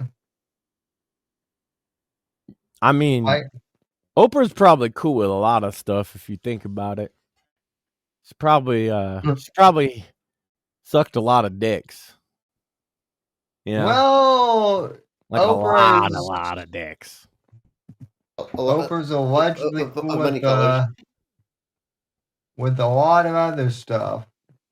That Did you know that her facial cream, this is true, Sam, was made out of parts of aborted fetuses? Yes, I did, actually. Yeah, specifically foreskins. Oh, wonderful. Yeah. So if you want to have a great moisturized face, you just have to have some baby dick on your face? Yeah, yep, some baby foreskin mask. That's what the rich people do, Sam. That explains the Clintons. Explains a lot of them. So that's what they needed Epstein for. Baby dick. Yeah. Bad boy. Oh, wait. They could probably use Mersh then. Never mind.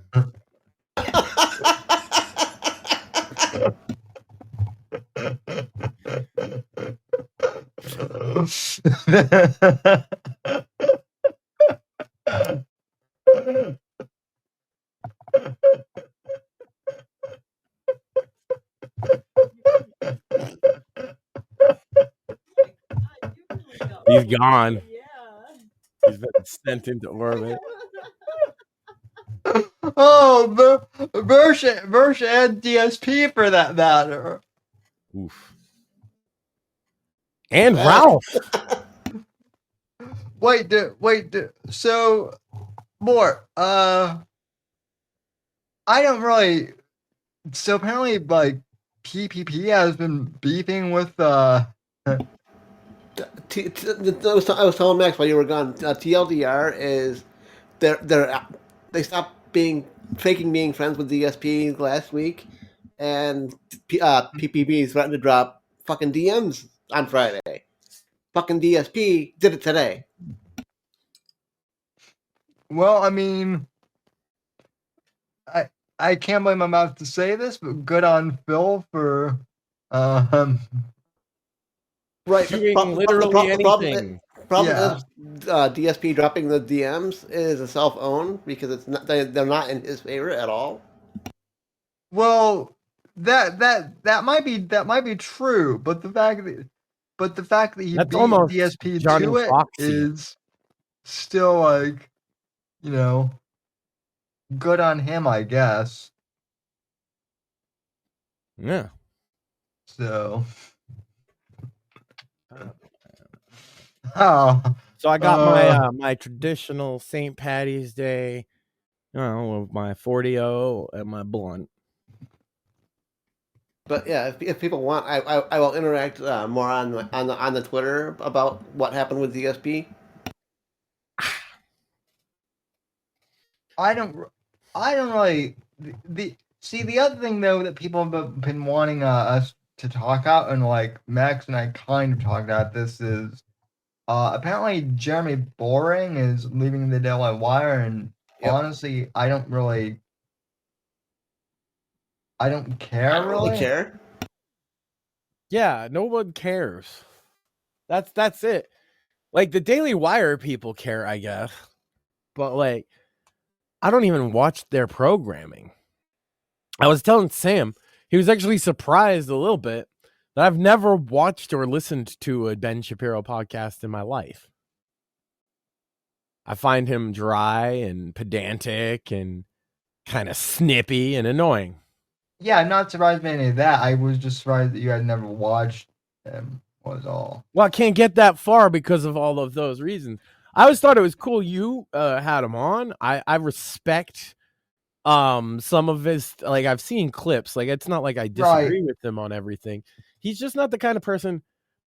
When I'm watching content, I'm looking for entertainment, and he's one of those people, in my opinion, pretending to be informative when he's just he's a clown like you and I.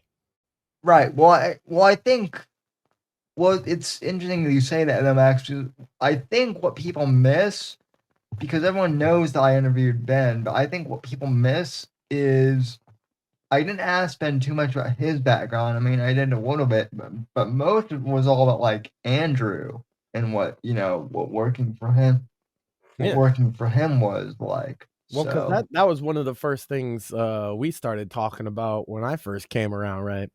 Was that your respect for Breitbart, which I had too, but that doesn't mean I listen to Ben, Right. Like I say, I don't like that style. Like Rush had a thing where it was always fun, if that makes sense. Yeah, no, it totally does. Well, Rush was a fucking rock star, and like his personality could carry it. I don't feel that with Ben. Now, other people do, and more power to him. But for me, like, Rush for 3 hours wasn't a dry news bit. You didn't necessarily know what his opinion was going to be beforehand. And the callers, my God, Sam, if you're a longtime Rush, it's the callers make the show, because they put it off of positions and things. It's something that never happened on the left. We still do this on the right, where we'll argue with each other, with ourselves. And Rush's show was a big forum for that in the 90s and 2000s. Yeah. But Ben doesn't do call-in shows, and his personality isn't like a Rush, and so it's not for me. This is the same I said with, like, Matt Walsh's Daily Wire, right? Oh my God. I find, to me, he talks like a woman. Well, I wouldn't want to be around him because he talks like a woman, but a woman without a sense of humor. I can see that. Yeah. Well, the other thing too was like Rush. I mean, okay, he had the Rush 24/7 like subscription to like listen to on-demand episodes, but that was back in the days when like files were expensive, just to host. But like as far as the radio show itself goes, like anyone could listen to that. Now like a lot of these commentators like they paywall their entire show. You also have to remember, Sam, with that, like you're talking about listening to the archives, that was a niche thing at the time. Yeah. Most people just wanted to listen to the live daily show. Right. Like 5 days a week or whatever. That like this idea on the internet of like, well, I got to go listen to all of them. Well, you never would have even attempted that with Rush, because there's too many. It's hard to find the earlier ones, et cetera, et cetera. Like it was, you would get inducted into this world through whichever part you started listening at.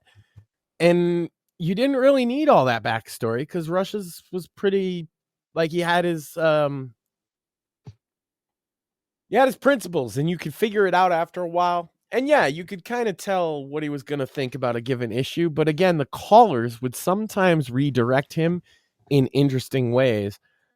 I would say the Limbaugh call-in show directly led to both the Tea Party and the Trump movement. Oh, totally. Agreed.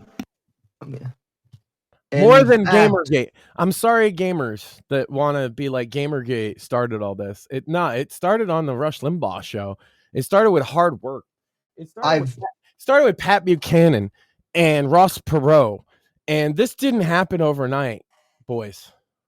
Yeah, no, I've been saying that for years, and I'm like, and there's still work that got to be done. Like, yeah, I am glad you said that, Max, because when everyone says that like that Gamergate was the big awakening for like how bad the media was, I'm like that's why I never understood like why Gamergate was relevant, right? Because like I knew about how bad the media was, from listening to Rush, like when I was talking teenager, about the right? Media so I was in like the 90s, in the 80s. I was like, now, I mean, I kind of get it now. I'm like, you're kidding me. Like, you're kidding me, right? Like, people found out about media corruption because of video games. That's like whack. The thing is, but it's their wake up point, so they see it as there's actually kind of a good Rush clip about all that I wanted to see if I could find here. Okay. Gamergate is a piece on the tapestry, right? But it's not the beginning. Got pulled. Can you not hear me, Sam? Am I coming through? I can hear you, Max. Okay. Yeah. I'm back. It kicked me out. Yeah, I was like, you can't hear me. No, I was saying Gamergate, the Gamergaters see it as the start point. I'm not saying it's not on the timeline. Right. But, and for them, it's an important piece to the timeline, and for us too, because it's a point when a lot of normal gamer dudes got shown how corrupt the media is, and so that was helpful. But this idea they have in their head that Gamergate led to Trump, Gamergate was already like piggybacking on the Tea Party, which was piggybacking on the Ron Paul, which was piggybacking on the Pat Buchanan Reform Party, which was piggybacking off of Barry Goldwater. It's on and on and on, right? Right. Gamergate was a stepping stone. It wasn't the beginning. And it's important because it brought young people onto our side into the fold to understand what was going on. So I'm not discounting it completely, but guys like me and Sam and probably you more, probably less so because you were not really politically active. It kind of was that shit that woke you up. Right. But you also knew better. But I also have the hindsight to understand that Gamergate wasn't the end all be all. It was simply a stepping stone to all of it. Yeah. Yeah. Well, and also it wasn't like, I don't think you were a Gamergate or. Oh no. I was a normie gamer at the time. Yeah. Your 2020 was your tipping point. So a lot of them, for them, Gamergate was their tipping point, and I understand that, and it is important to the narrative. But Rush was doing this in the 80s, Ross Perot. And if you look into what they were saying, Sam, you know this as well as I do, Trump is reflecting most of that directly. Oh, yeah, for sure. But just to give you guys an example, it is the populism that came about from Rush. And I love that you got a clip for us, Sam. I'm going to shut up and drink. Here's Rush on American exceptionalism. And he did various versions of this over the years. I think this was just like one of the last ones he did. But like when I was about like 12 or so, he did a segment just like this on American exceptionalism. And this was kind of like my aha moment, if you will, of like when I got like, this was what made me excited about like being an American and being, this really spoke to me as someone with disabilities, and I'm sure you can understand why, but let me play this. So here's Rush on American exceptionalism. Look at that. Look at that microphone, by the way. That microphone. That beautiful golden. What is that? That's an ATR 20 or? Mm-hmm. Yep. Beautiful. Oh yeah, you gotta have a sure. Go ahead, Sam. Sorry. No. I love pointing out nerdy stuff like that. American exceptionalism is not. It is not that we are better people. It is not that we are superior people. It is not that we are smarter people. It is not that God loves us and hates everybody else. It is not that God prefers us. It is not that God doesn't prefer anybody else. American exceptionalism has nothing to do with anything but freedom and liberty. Here is what American exceptionalism is.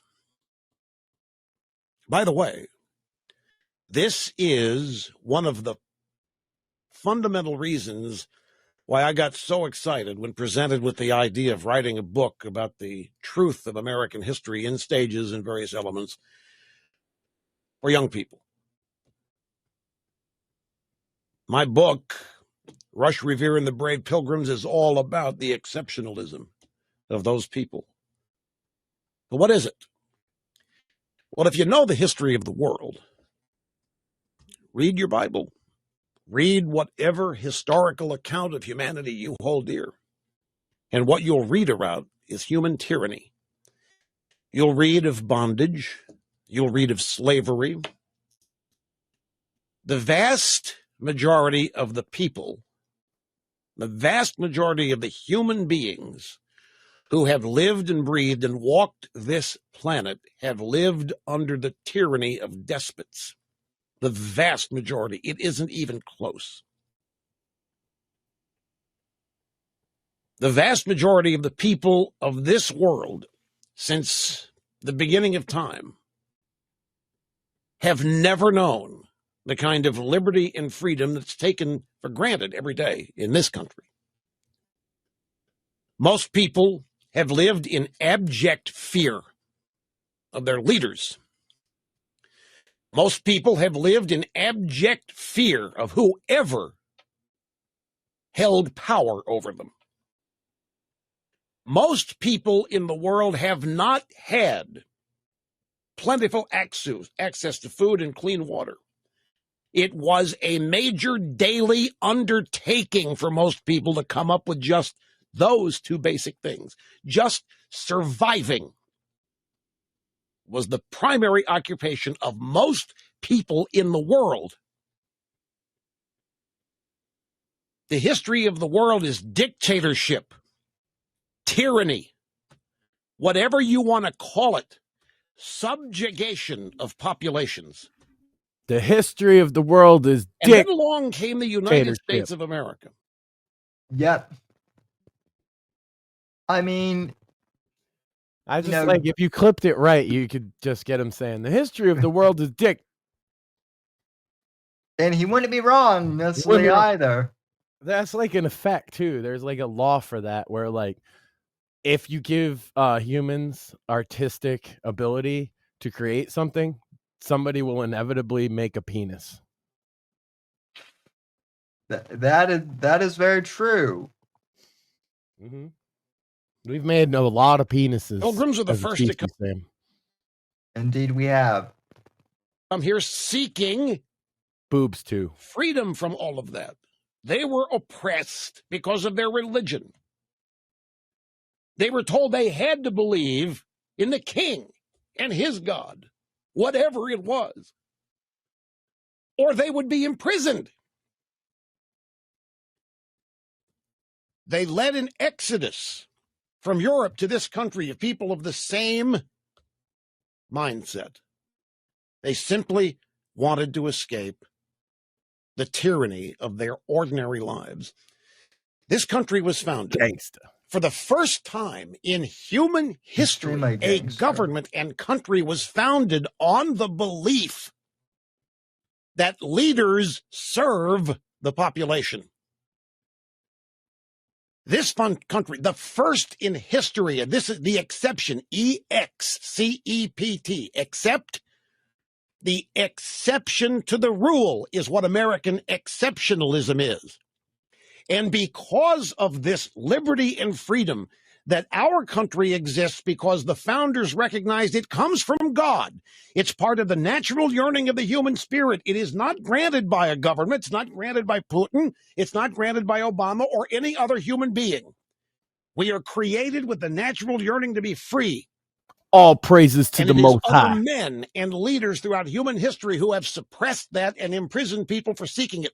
The U.S. is the first time in the history of the world where a government was organized with a constitution laying out the rules that the individual was supreme and dominant. And that is what led to the U.S. becoming the greatest country ever, because it unleashed people to be the best they could be, unlike it had ever happened. That's American exceptionalism. Putin doesn't know what it is. Obama doesn't know what it is. And it just got trashed in the New York Times. It's just unacceptable to me. The courage to fight and the talent to succeed. Rush on the. I had to play that little bumper there too, but yeah. And Trump actually echoed this exact thing in his inauguration speech. Sure did. And yeah. He didn't give Russia a Medal of Freedom for nothing. Right? No. Like man, like this is what people don't get is like Ross Perot, Rush Limbaugh, the way it was paved. And again, going back to Barry Goldwater, populist right-wing thinking is not new in America. It was just suppressed by the left specifically for the past while. And it was suppressed by the right for a while too in favor of neoconservatism, which is very pro-globalist, pro-war, as we know. And the people finally just, like, there's a reason it's called a populist message, right? Yeah. The people had finally said, like, this is what we actually want. And for the black pillars out there that are like, nothing ever happens, well, some shit's happening. More, I'm curious, had you ever, I know that you're not a ditto, I know that you're not necessarily a ditto head like I was, or like Max was. Had you seen that before? I had, but it's been many, many years. So, well, it's funny because Mort and I probably have more in common than you and I, ironically enough. Because like I was saying to you before Mort even joined us tonight off air, what do I listen to? Well, like when you just need background noise, you tend to say put on a podcast, whether you're listening or not. Whereas I put on music, and I'm pretty sure Mort does too.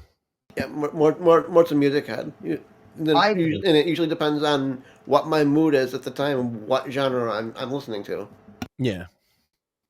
Yeah, I do put on music more and more these days. My standard is usually something metal. Well, yeah, I like a lot of metal, hip hop, but I'm eclectic. So like I listen to like some country and rock. And, When I'm feeling sentimental, I'll listen to some Frank Sinatra because Frank was my grandpa's favorite. hell yeah, Same. everybody loves Same. Frank. I was Old actually Blue Eyes never goes out of style, bro. Facts. I was actually listening to Frank And actually, yesterday. while we're on the topic, after my grandma passed last year, it was asked around the family who wanted Grandpa's CD collection. I took Grandpa's CD collection, and half of it is Frank, an Based old because old you're the one person that would probably have appreciated it. right, and half of his stuff is what you would think an old school Italian would listen to, and other stuff, and even Grandpa was very eclectic as far as his musical taste, even up to like Leanne Rhymes, which is like '90s. Yeah. No, that's the thing is music was always there for me. I listened to a lot of Rush, Sam, because we didn't have access to necessarily personal music everywhere. And when I was at Right. work or with my grandfather, I've told this before, listening to Rush with my grandfather from as early as I can remember. And then so at work, it was like if you put on the rock station, the old ladies that complain. If you put on the pop station, I want to blow my brains out. So we settle on either Opie and Anthony for a while, or but they were in the afternoon anyway. And then in the morning it was either Howard Stern or Rush. But for the longest, for years, Sam, they were not at the same time. So you could listen to both because they were the two most popular shows. The thing that was wild to me that you said was at one point Rush was too controversial, and the Alex Jones was more acceptable as far as like what you could listen to. It was either you or someone else told me. Yeah, because if you're listening to Alex Jones, it's like reading weekly world news. Right. It's not completely serious, and everybody always knew that. It's kind of funny with the lawsuit that all of a sudden they're pretending that Alex Jones was never joking ever once. Well, right. Yeah, that's what I'm saying though. The perception has completely changed. Like Rush was controversial because nobody was saying he was being disingenuous. Well, he was saying what he actually believed, and what Rush was saying, we now know how controversial it is because Trump is enacting it right now. Yeah, he was also government waste and corruption, Sam. How long have you heard Rush go on and on about this? Imagine if he lived to see Doge, Sam. Oh, he would cry. That man's got to be clapping in his grave. I follow his brother David on Twitter, David Limbaugh. David tweeted recently that also Bo Snerdly's a good follow on Twitter too. Sorry, Sam. Go ahead. Oh yes. He follows me actually. I don't think he tweets. He doesn't tweet back very much. But but the other day he also doesn't follow very many people, so no, he doesn't. But David tweeted out the other day that Rush would have been shocked but also thrilled by Elon Musk coming around because Rush used to criticize and people want to kind of whitewash this now, but I mean Elon used to be he was a liberal darling up until Rush would have said the Elon getting all that money from the Obama administration was every bit as fucking wasteful as some of the things Doge is cutting. That money that got given to Tesla, by the way, people don't know this, is what made Tesla the electric vehicle manufacturer. They were one of the few people from that Solyndra deal, the famous Solyndra awful deal. Yeah. They all wasted their money and stole it, essentially. And Elon actually did the thing that he was the one, right? So he made money. They invested in him. and Tesla, and it made money. But Yeah. never forget that, Obama directly passed a bill that funded the largest bit of funding Tesla ever had. That's not to say that would Tesla have gotten as huge without them? Probably not, but you can't say for certain. But definitely, government money has helped Elon get to where he is for sure. He's aware of that, though. And so with all of that context, to bring it right back to what you were talking about, Sam, Rush was very critical of him for taking that money in the first place, for being buddy-buddy with the Obamas and like Jay-Z and Beyonce and all those. And Rush was super critical of that. Yeah, and so David was saying that he probably would have been thrilled and also kind of shocked that Elon has become. He would have said to keep an eye on him. Let's be real. Yeah. Rush said the same thing I kind of say. If somebody voted for Obama twice, that's a little sus. Yeah. You're like, honestly, and I say this as no disrespect to anybody, but if you voted for Obama twice, you're kind of a sucker. And the reason is this. In 2008, when he ran, voting for him completely makes sense to me because he promised to end the two wars. He not only didn't do that, he escalated them. Yeah. If you talk about the student loan crisis, he created that. Almost him and Bush exclusively created that. Yeah. Interesting. Student loans is a dirty word amongst Republicans. Look, student loan debt is a thing we're going to have to address. The voting majority are millennials now, and a lot of this is their primary issue next to immigration and crime for a lot of them in the economy. Yeah, well, and then I was also going to say though, it's funny that Obama pledged to fix quote unquote America's broken healthcare system, and yet as I found out in my adult life, and as Mort knows, I mean it's way worse under Obama. I'm not going to speculate for certain, okay, guys. But if Obamacare had been the law of the land when both of you were born, the odds of you being here today would be much, much lower. Tell me if I'm wrong. You are not wrong. You're not wrong at all. Right. Yeah. I think we would have been pushed towards MAID. Yeah, exactly. There's this myth that Obamacare somehow is like the start of the healthcare system, because people don't want to talk about what was before that. But what was before that was basically nothing. And this idea that the insurance companies would squeeze everybody and screw everybody, it's the exact opposite. You regulated the shit in so that they can do that. Obamacare was written by insurance company lawyers. They even admitted that, like, openly, and nobody. Well, the lawyer that originally wrote it for Mitt Romney, and it's Massachusetts. It's Romney Care. And right. I'm not gonna lie, okay?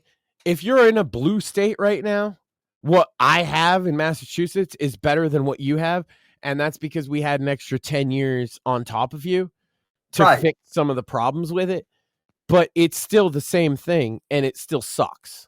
It's still like objectively worse than when there was no Obamacare because Bush was president. I specifically remember paying $32 a month for a Cadillac style insurance. And I was a single 20-year-old or 19-year-old guy with dental and all that shit. It was $30-something a month, Sam.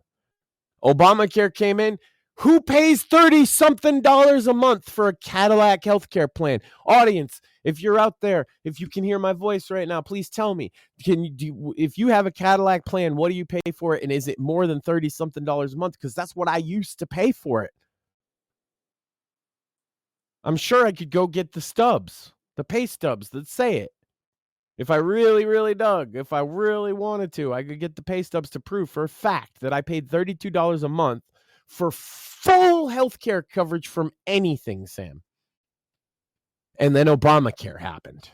No, I believe because Ted Kennedy. You remember why Ted Kennedy died, and we had to pass it in his honor because he was the lion of the Senate. He was a rapist and a murderer.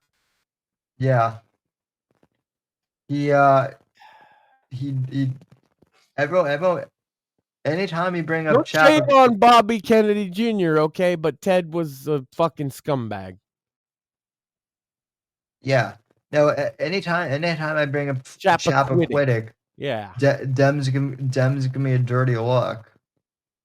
So, Not to mention the Martha's Vineyard Beach where he watched his nephew rape a girl and jerked off. yeah. Gross, right? Yeah. Fuck Ted Kennedy. I don't care if he's dead. It's the same thing. I say fuck John McCain. People get mad. Fuck that warmonger. You know, I went to 2 funerals because of John McCain and his warmongering. Maybe he can suck a dick. I mean, maybe my boy John would be here if not for John McCain's big fucking mouth, huh? I know vets who have committed suicide because of that war. Oh God, that's a whole nother layer. I'm thinking the ones that just died in war, and you're right. There's a whole nother layer of guys who are fucked up, and then there's another layer of guys that killed themselves because they're fucked up. Because you sent them into a war that we didn't need to fight. I don't know. Explain to them why, please. I mean, 27 veteran suicides, and you can say, "Oh, Sam, that's not the exact number." Well, yeah, that might not be the exact number, but that's the average, and that is still unacceptable. I mean, 27. We owe our men and women better, and let's be real, it's men. It's mostly men. Yeah. If this country owes any demographic anything, it's our men and women of the military. We should be bending over fucking backwards, doing fucking goddamn backflips to make sure those guys are mentally and physically okay. Even above Sam and I, we should be taking care of our veterans. I want them all home. Yeah, same. I want them home. They can fight the cartel. Like they're good at fighting. So like totally, I could see a use for those skills here at home. I agree. It's funny that you say that because plug the book. Some of those themes might come in into Night of the Vigilante, available March 25th, which by the way is also the 17th anniversary of my podcasting career. And we're gonna have a sick little commercial before next week. I promise, Sam. It's been dragging out. Look, man, I passed out. Corned beef, dude. Corned beef and cabbage. I don't know if you've experienced a corned beef and cabbage coma. Sam? I have. I had mine. That's why I Sunday. missed the Monday show. That's why I owe you a rain check. You know, your Monday show is more talking to people about like their books and what inspires them and the process, right? I'll offer you this. I'll talk about all that shit you were trying to squeeze out of Tim, like where I started. We'll talk about old school origin shit. You, me. That'll be a Monday show at some point when you need somebody. If you got an author, though, they go first, or like anybody important. Yeah, I think you and I did that a few years ago when I first met you, but it has been a while. Moore and I sat through because people were requesting it. Moore and I sat through the Charlie Kirk and Gavin Newsom podcast, and I apologize, Moore. I should not have subjected you to that. But Sam, no apologies needed, Sam.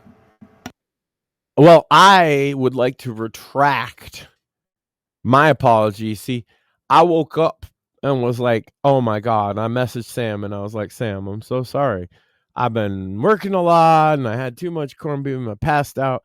Completely forgot about that. I felt bad. I said, I'm sorry. You was about to make me watch that?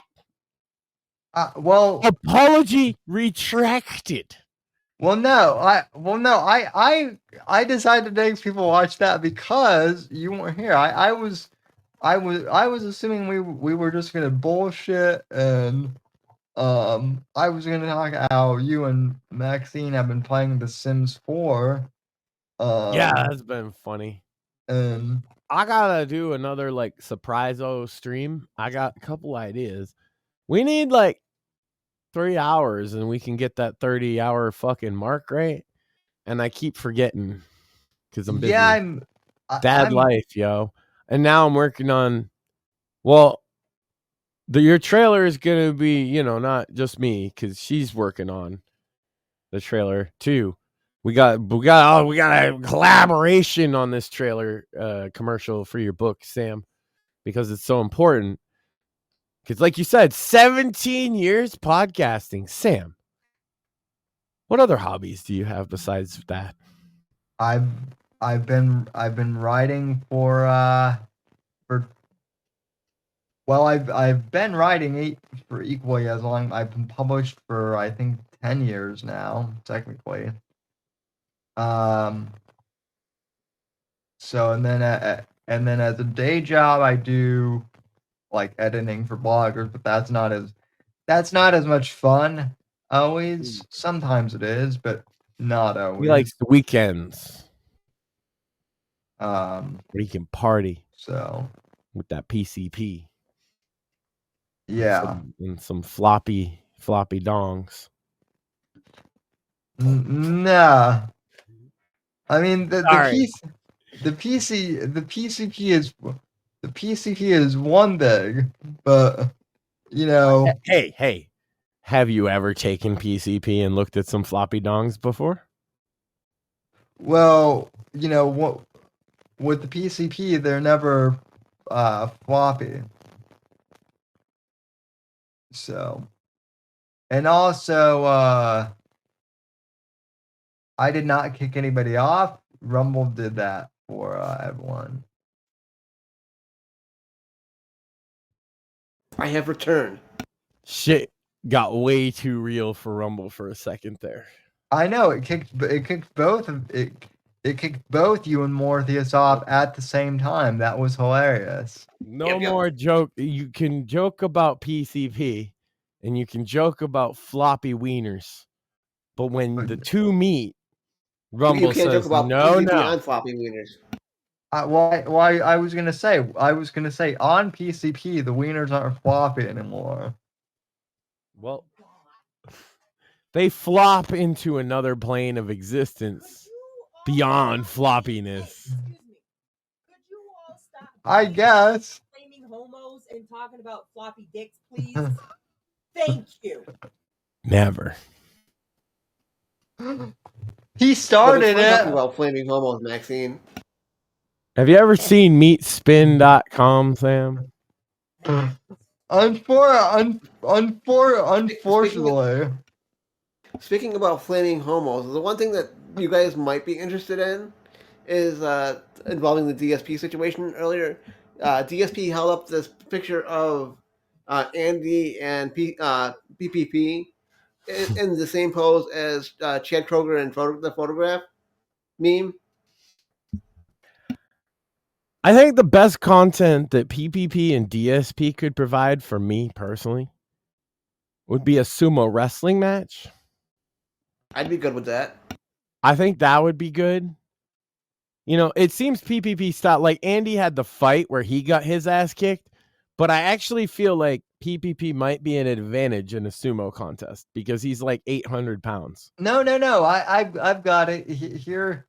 Here's the matchup. And DSP's like only like 300 pounds. So PPP and DSP do a weight loss challenge. Winner sues their wife. Never mind. Winner gets cat.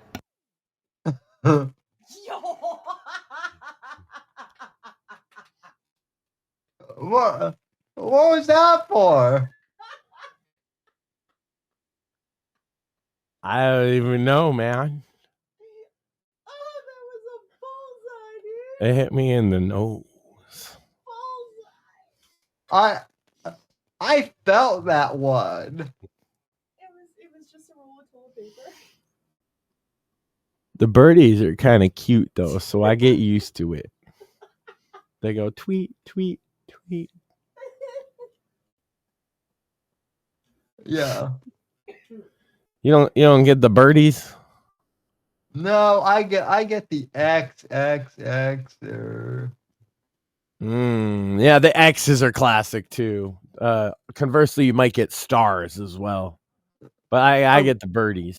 Oh God, don't. One of them looks like Tweety Bird, and he looks at me and he's like, "You dumbass." Don't give Elon any more ideas. He's gonna change the logo to the stars. You're right. Back. He hangs on my every word, so I should be careful. That's true, Sam. Did you know this? Elon Musk, huge Maxan fanboy. I did actually. It's kind of pathetic, actually. You know. My DMs is full of like, "Hey, do you want to get this crypto?" I'm like, "No, Elon, I don't want to do crypto." And he's like, "Oh, yes, but would you like this crypto?" And I'm like, "No, Elon, I don't want your crypto." And then I go on YouTube and it's like, "Hey, this is Elon Musk. I'm selling this crypto. You should buy it." And I'm like, "No, Elon, I don't want your crypto. Stop stalking me. I don't like you like that." My favorite is the Trump NFT ones where it's like you can get Melania Trump's exclusive NFT and be a part of White House history, and it's like I already am a part of history. I voted for the man 3 times. How much more history can you get? You could have him roast you. I'll vote. You can vote for him a 4th time just because. You know what? I'm gonna write Trump in whether he runs or not from now. Even when he dies, I'm just gonna write in Donald Trump. I mean, unless a Republican or any candidate, I'm not even limited to Republican. Unless a candidate can grab my attention, I'm just gonna write in Trump because he's obviously better. That would be the most Maxan thing. That would be the most Maxan thing ever. I'm just gonna vote for Trump until I die or somebody better comes along. What if Barron were to run? 3 deep, man. And we're 2 for 3. That's not bad. And we're actually 3 for 3, but we'll let that slide. No, we are 3 for 3. Fuck it. I got banned on YouTube for saying we were 3 for. Well, for saying we were 2 for 2 at the time. But damn it, we're 3 for 3. Yeah.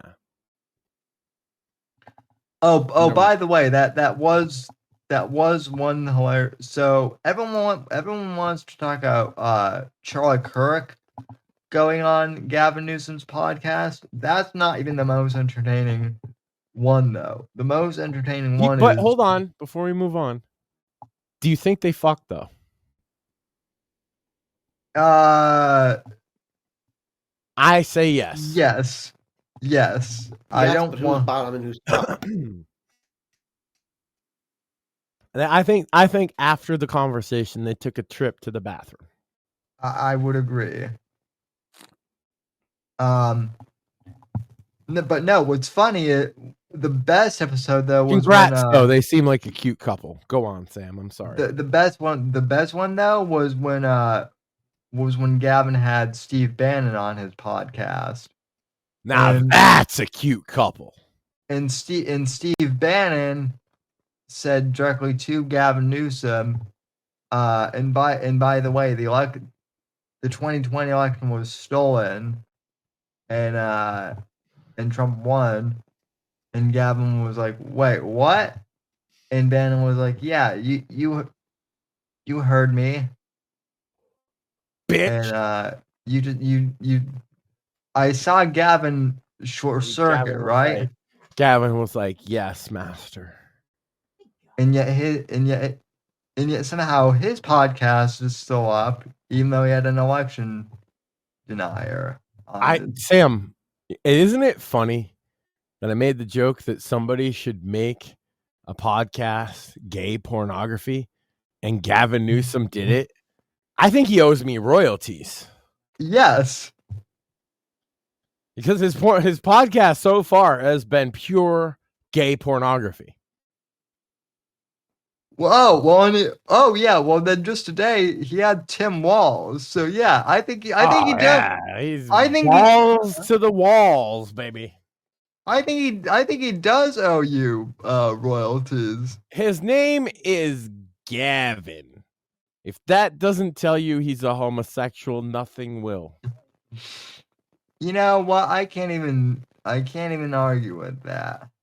No, you can't, because the other Gavin put a banana in his butt. Oh my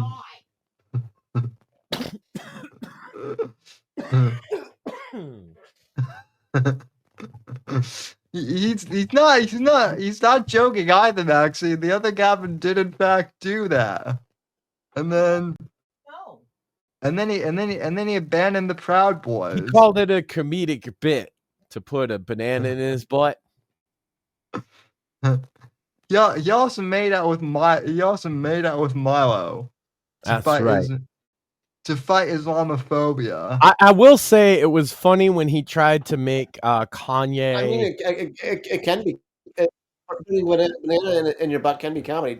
Nobody said comedy had to be funny. That's true. I mean, stuff in people's butts can be very funny. It can be, just not my butt. But I mean, yours would be kind of funny, Sam, I think. It depends on what and how it happens, right? Like, imagine this. Hold on. Imagine this. If Sam is rolling down in his wheelchair and he goes down a hill and he falls and then the rail kind of goes right in his... That would be pretty funny.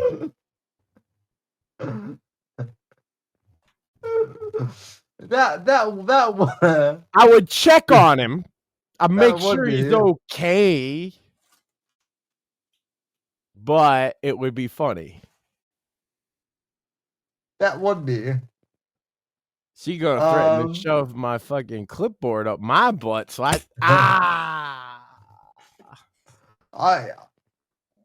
now, folks, I saw that. Tweety birds. This is funny. What you guys don't see, but what I can see is like I see an arm standing out to the side, and that arm is just waiting for my host here to say something stupid. You see?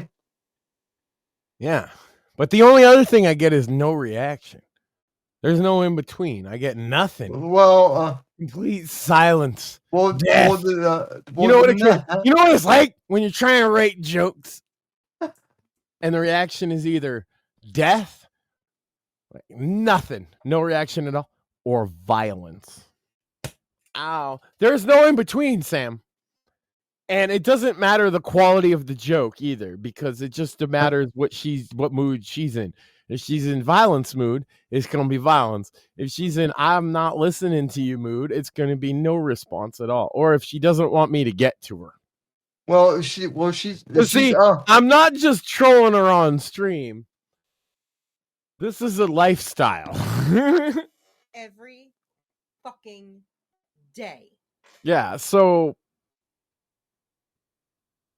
and my son does it. I'm a proud pop. Ow! Yeah. You fucking pissed me off with that. That's not my fault. That's God's fault.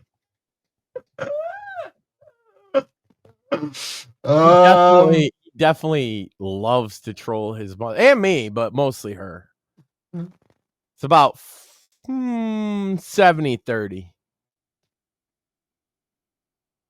Yeah. Except it's less effective on me when he does than when he gets to her, because he drives her up a fucking wall. It's really good.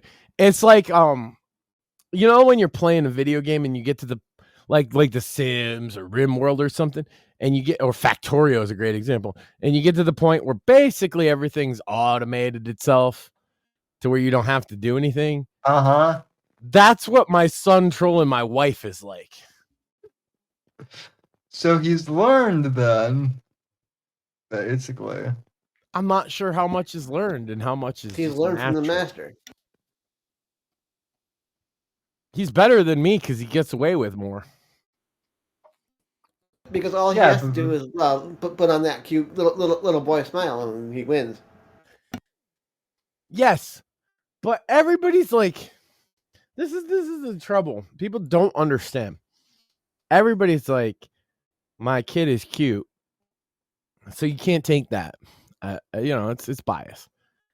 And then especially when they're little, everybody's like, oh well, every little.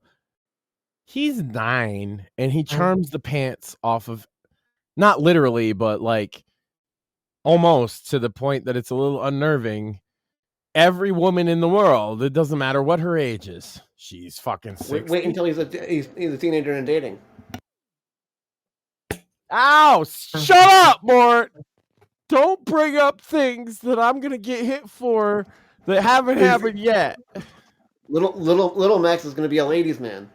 Wait until He's got multiple girlfriends drawing him pictures. Wait until he gets into his 20s, and then he meets Uncle Sam, and Uncle Sam, and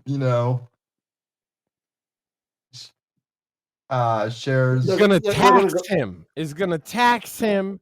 And they're gonna go lady fishing. You bastard! You just trying to get me hit over here? You should hit him. No, I mean, which one, you or me?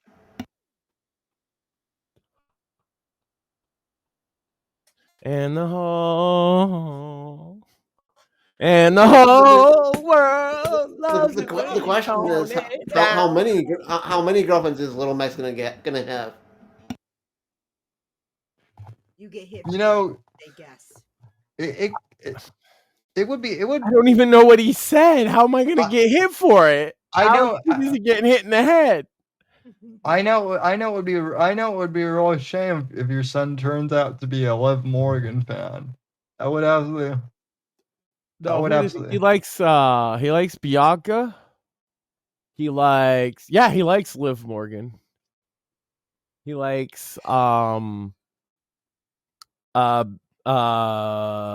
Raquel, because she's big and beats people up. It's funny because he's less interested in a lot of the men's matches these days, but that's fair because a lot of the women's matches they put a lot more effort into it. But again, he's a growing boy. Ow!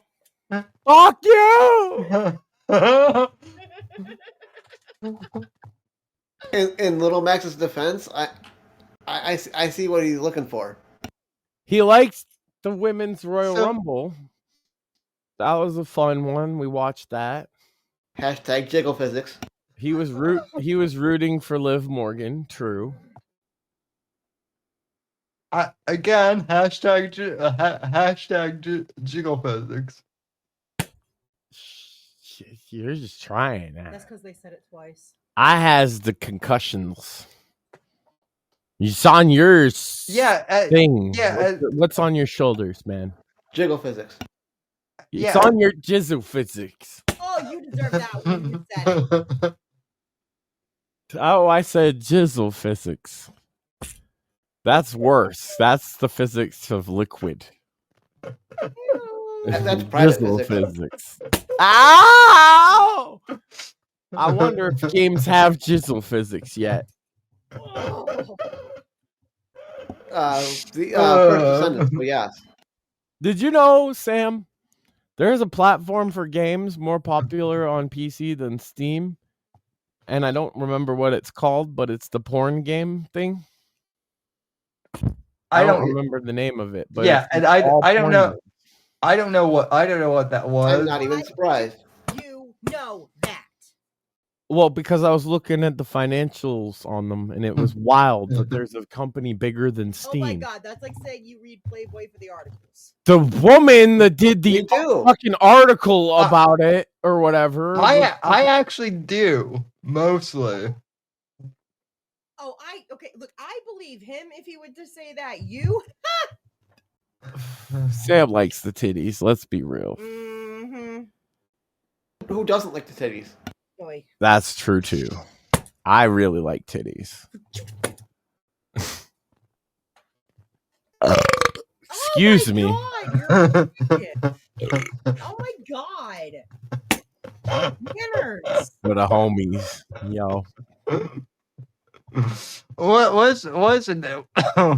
What's it at the rate he's getting bonked? It's going to be 3 cripples on the show. That's right. Because I smoked a blunt and that fucked me up. I don't usually do this.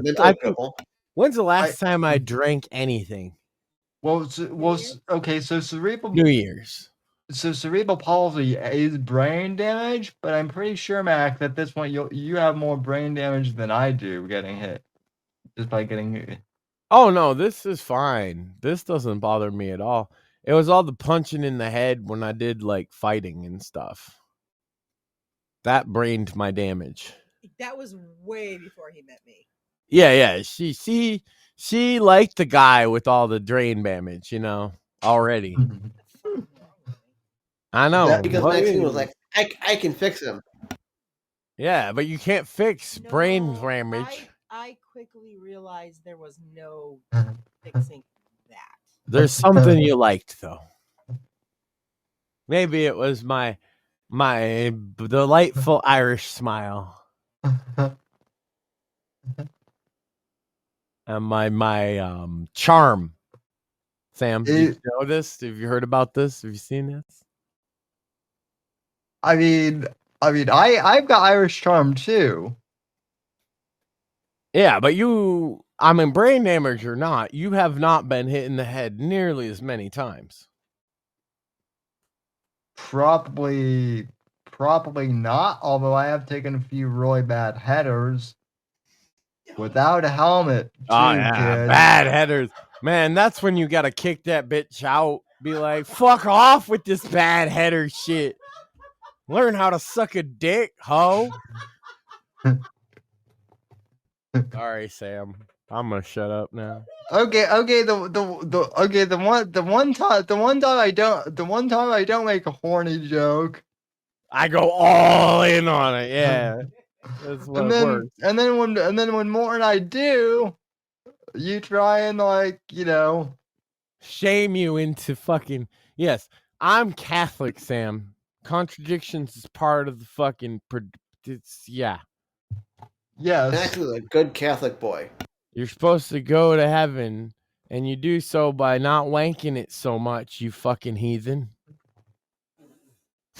What?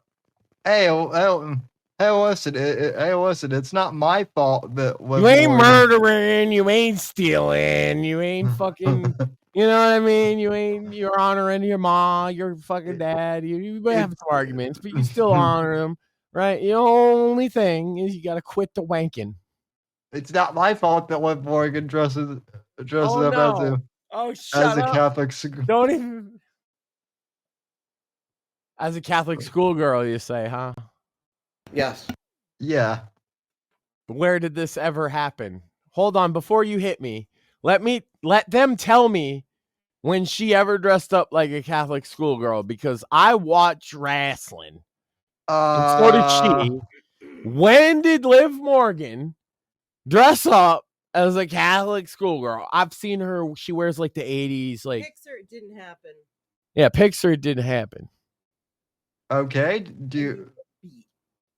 I get beat if it does happen. But I'm against I will post it on the line. It might. Okay. It might not also, be. Also, you know why? Ooh, it might not have been. What was that, Sam? It might not have been Catholic per se, but she had one of those she had like one of those Catholic schoolgirl dresses. Oh my fucking god! Okay, hold up. He remembers this one outfit. Shut the fuck up. Just 2 weeks ago, or what? Shut the fuck up, Samuel.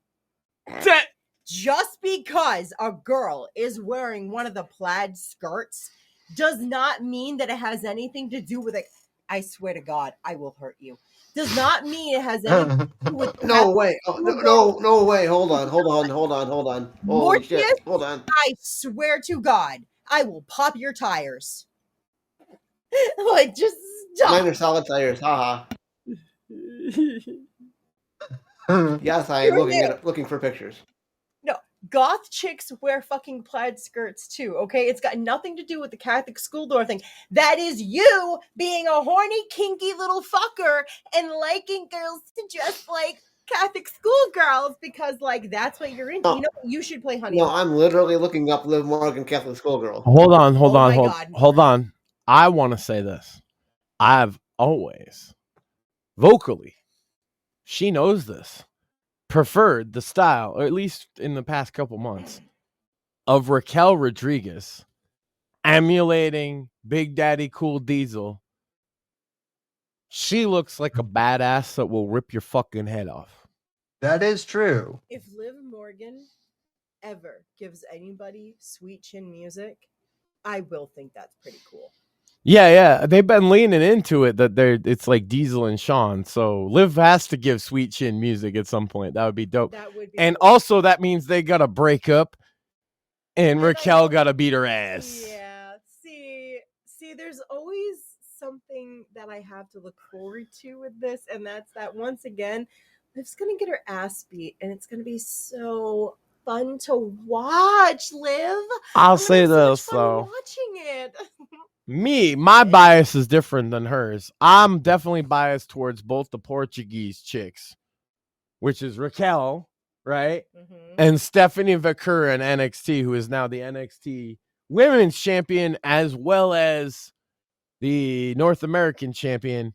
And she does like the Dark Angel with the horns and all that. The one that I like that I match. By the way, you pointed out her wedgie in that match. I just want to point out that it was not a wedgie. Somebody else pointed it out too, and she made a point to say that it was part of the design of the. Yeah, it was actually like a thong.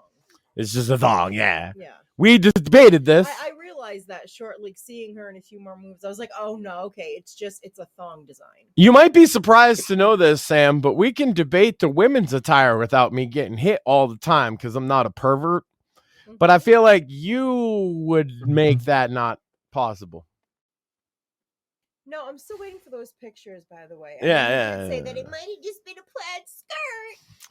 I want to see the picture then. All right. See how close it is to a. Well, let's get some predictions. You guys like your women's wrestling?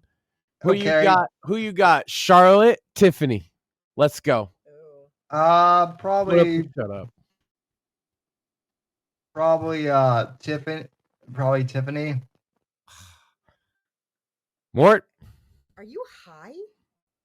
Mort, do you got Tiffany or Charlotte if you're with us, sir? If you're not, if you're on the moon fighting Nazis, that's acceptable. I'm obviously going to go with the Queen. Woo! Yeah. What? Tiffany or Charlotte? WrestleMania. All the tits on the line. Oh my God. The Women's Championship. Reluctantly, Charlotte. There you go. Reluctantly. Yeah, she's pro Charlotte, which is interesting because she's always been very anti Charlotte.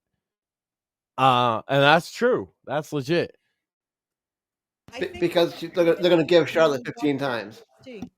Also, we wanted to see Rhea versus Charlotte again. Like that was a great match, and I wanted to see that again. I'm not excited about this triple.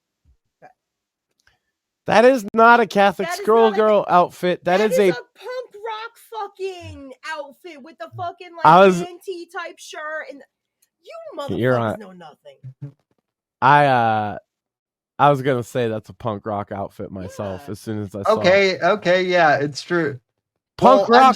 Hold on. I'm sorry. Punk rock skirt, to be fair to those guys and everybody else, is sort of like a subversion of the trope of the Catholic schoolgirl uniform. Yes, Thank you. But it's meant in her. She's trying to dress like this is the whole thing with Judgment Day. If you guys don't see it, she's trying to dress like a fish out of water with the cool kids. Oh yeah, she makes the point of it. And the fact that my wife agrees with me and that I've noticed this means that I'm probably more observant about this than I even thought. Yeah. Because she wears those, instead of, they're all wearing leather jackets, she wears denim. I've noticed that. Before she lost the title, she would be wearing leather. But Right. since all that loss, now so like also it's kind of she's basically in a similar position to Jackie on That 70s Show with Kelso. Yeah. Also that is a legit bad looking bruise too. Dude, this is the other thing is my wife has even gained respect for her for how bad of beatings she's been taking. Oh yeah. That Absolutely. hair whip was brutal. And the one where she took a header, she got kicked in the fucking head by Dakota Kai, I think it was, while Raquel was like swinging her. Yeah, her face got busted open. Yeah, that was fucked up. And mad respect. Yeah, she just gets up. Joe in the chat says Charlotte's gonna lose a Mania. It looks like we got like a split among our. Okay. Let's talk something different, Sam. Mort's dipped out for the moment, so we'll get predictions this way. Since WrestleMania is a few weeks away, we can't predict everything. But in the main event, Mort's back. Hold on. Oh, yeah, Mort's back. Good. We can get predictions. In the main event.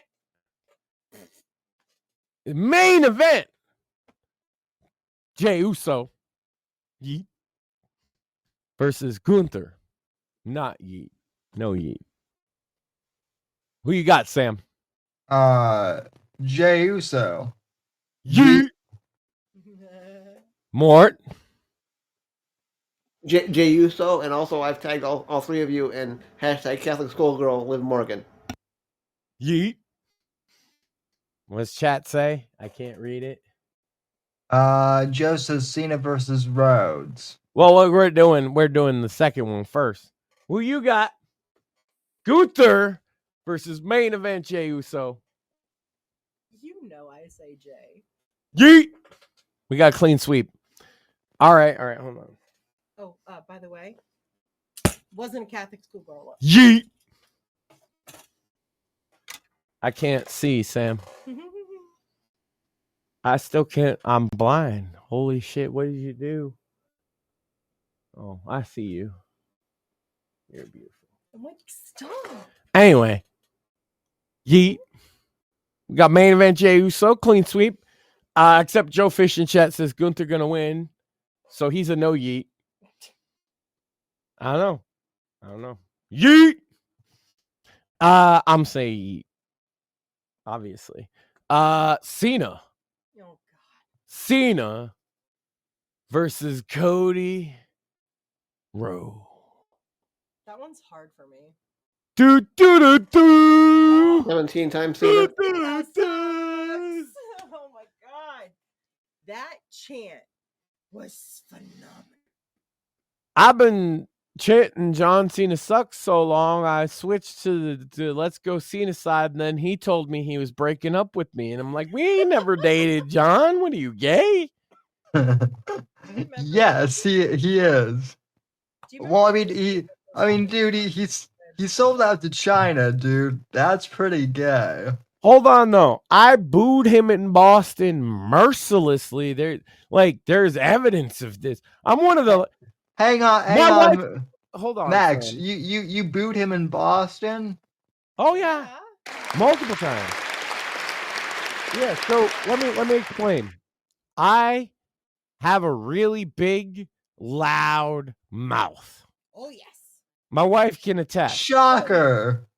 And so when there's a crowd of people, whether it be 100, 1,000, 10,000, you can almost certainly guarantee my voice will carry above them all. Tell me if I'm wrong. Tell me where I'm spitting lies. I honestly, if you know your voice and you listen to something and you're on it, and like Sam, like you know his voice. If you were to listen to it, you'd be like, "Holy shit, I can hear Max." Yeah, there's all kinds of shit you can hear me yelling, like videos of someone. Like you can actually, there's video at Woodstock where you can kind of hear me yelling at 15. Woodstock 99. Okay, yeah. That was wild, man. Yeah, I was gonna There's say War Acid 90. concerts. There's the Gathering of the Juggalos 2002 DVD. Whether you get the one of the concert where the camera just zooms in on me for about a minute while I'm being loud, or whether you get the Seminar DVD where the camera also zooms in on me because I'm chanting really loud. Either version, I'm on that. It's true. I'm curious what And a I'm in. seminar version would look like. How many Is that music videos am I in? I know me and you are in at least 2. Yeah. I'm in like 10 for sure. Yeah, because a lot of the ones are like people, they take footage from concerts and stuff. Yeah, and yeah. You're just always, they focus on you for some reason. Yeah, I stand out in the crowd. I'm in hate breed videos. I'm in necro videos. Dude, Jay, I'm in literally- ICP videos. I'm in low Finally, key. Jay Yeah, because- sat there and sprayed you in the face with that squirt gun at the Beach Boy barbecue like the entire fucking time. Yeah. It's a lot of fun. Hey, you meet people, you know, you have a good time. You treat people like I always try and treat people as I meet them, you know, as an equal. And not as like either sucking up to them trying to get something out of them. A lot of celebrities, that's what it really is they can sense right away that I'm not trying to grift somebody. I'm not trying to be like, oh, why don't you help me produce my play, bro? I'm just like, oh my God, it's an honor to, you know, meet you. It's cool working with you, whatever it might be. I think that's why a lot of the you know, authors and other public figures that, you know, we've had on the show and I've had on the show, like coming on, it's not even that I suck up to them. I'm just like, hey man, I'm, you know, or woman, I'm curious about your story. And I don't even like to blow people up, but like, it's not even a secret. Like Casey Howell, Andrew Nelson, they share the show because they actually do watch it. And like, yo, shout out to you guys. Yeah, okay. That's so cool to me. Especially, it's like I told Andrew, was like, I've been a fan of his novels for a very long time before this happened. So that's wild to me that he appreciates like our commentary, our humor, you know, and all the amazing guests you've had on. It's been a wild ride. Like I said, I'll come in, I'll fill in. Just make sure you don't have anybody else that week, right? Because you've been having guests stacked. And we'll talk about roots. We'll talk about, you know, we'll get into like artistic stuff that we don't get into on the show, basically. I think would be fun, right? Yeah, Our history, each, what draws us, what drives us. I think that's things that we don't really talk about here as much. Yeah, well, you know, usually just having a good time drinking it. If you want to, you know, if you want to ask me questions about podcasting too, I mean, I don't know. I only know of like one other person who is like, besides you, who's like really in depth. But speaking of podcasting, RIP to Blog Talk Radio. They shut down like after 15 years. You can't have been around podcasting without coming across them to some degree. And that is a major loss to like podcasting history for sure. Yeah, I mean, to be honest, nobody was using it. I'm not like I mean, if you were like RIP, that sucks for you, but you should have moved on a long time ago. But like, yeah, the point is like historically, yeah, you got your start over there, didn't you? I know. Yeah, I know. Tim, you had Tim on. He definitely got his start on Blog Talk. Yeah, the wrestling podcast I did was on Blog Talk at one point. Yeah, I mean, old school homie Asa J got to start on Blog Talk too. That's how Tim and Asa met each other, and then later I met those guys. So yeah, like Blog Talk was a special thing in a place and time. It was that. So did you archive the Blog Talk shows that you did, or? Yeah. Well, I had archived them a long time ago. In fact, I kind of figured you moved on a long time ago. Well, in fact, that's the platform. You know, when like everyone wants to talk about, you know, that was where I interviewed Ben Shapiro. I think that was one of the biggest interviews on the platform at one point. And people are like, why does that? We poured out a little for the homie Blog Talk Radio, dog. All right, go ahead. Sorry, Sam. People are like, well, why does it sound like you're talking on a phone line when you're talking to Ben? And it's like, well, yeah, because we were. And what gets me, Max, is even if you signed for like the premium plan, you still had to like use the phone. So check it. I never used Blog Talk, okay? But how I came across Tim and Shmuley and Asa J, as I mentioned, and those others, was sort of via Blog Talk, because Chris Cantwell had a Blog Talk show. Originally, it was called Some Garbage Podcast. And I came across it, and it was funny, right?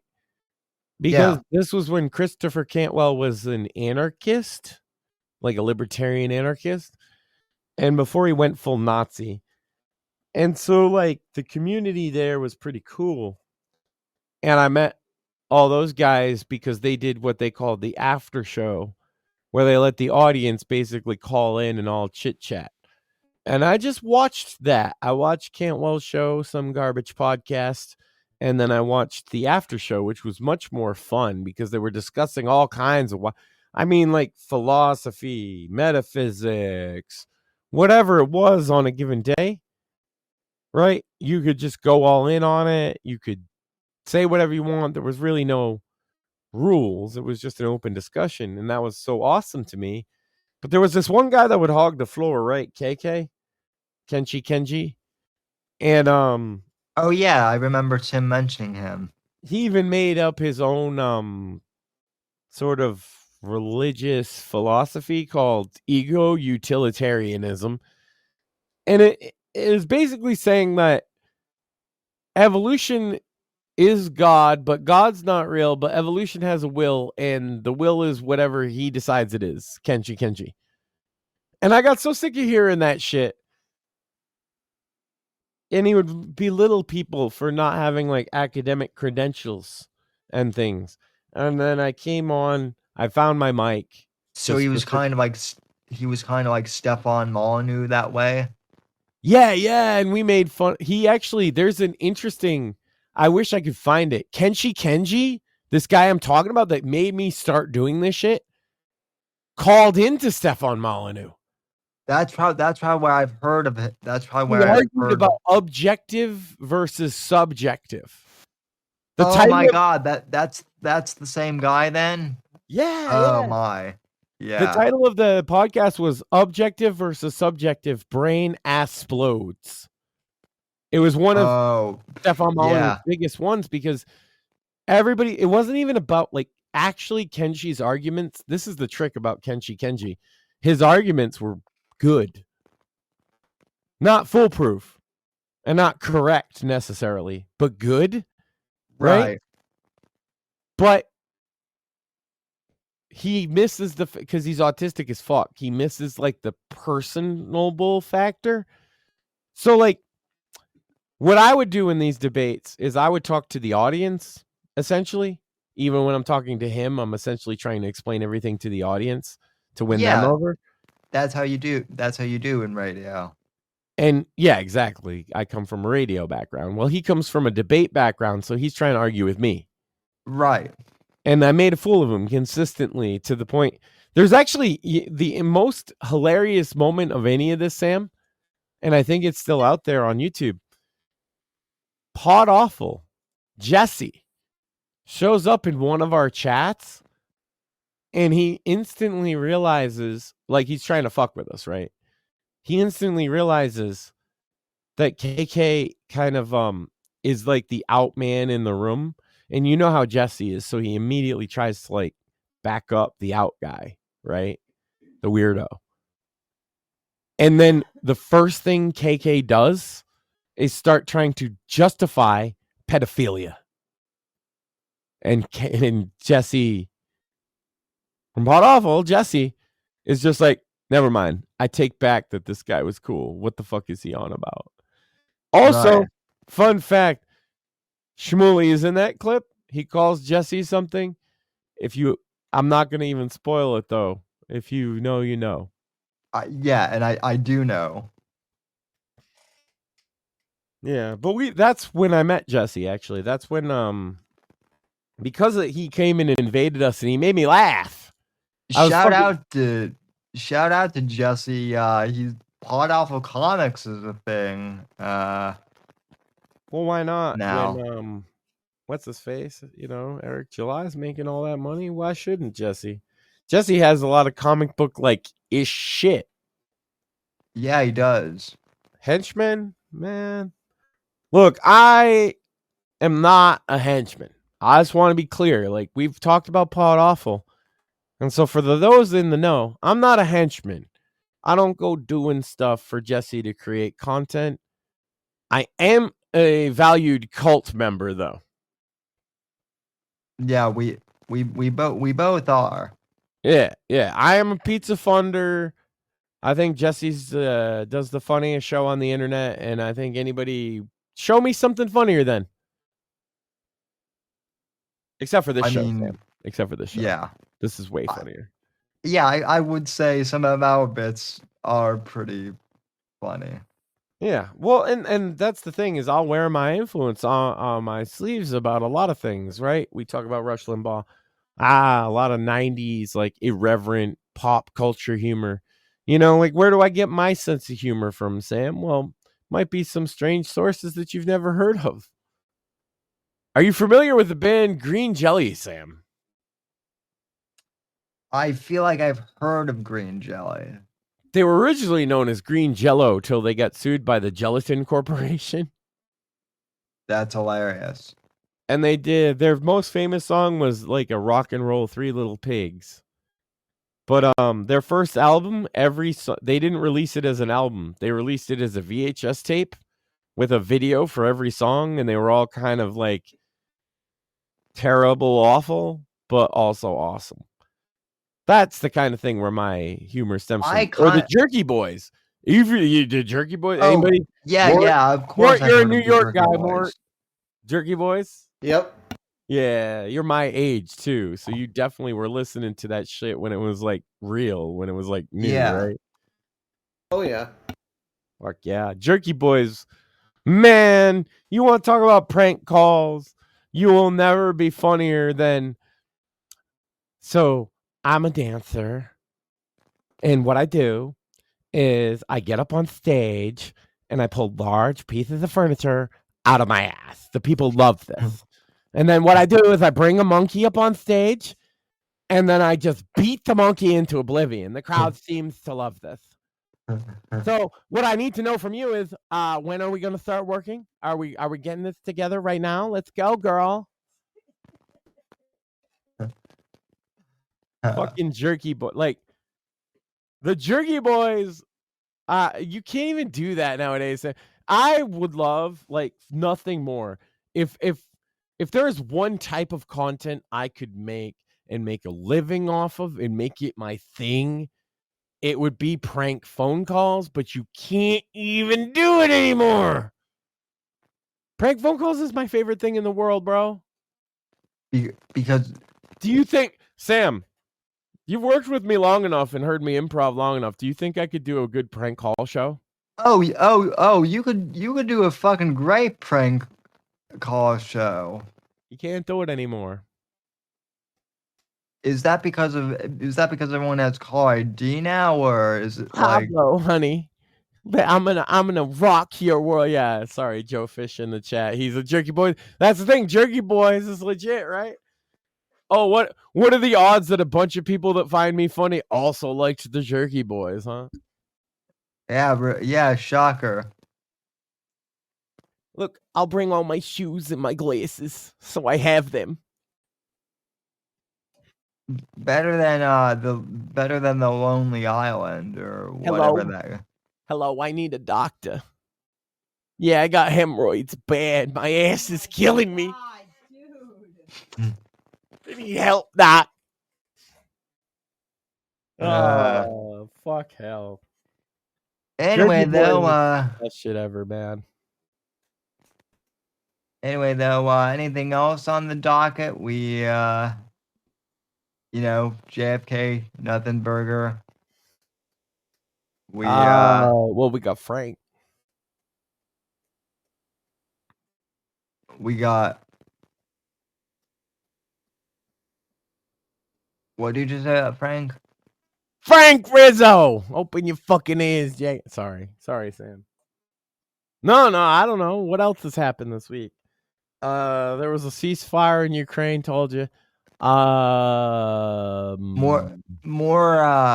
greenies blew up more Teslas, I guess.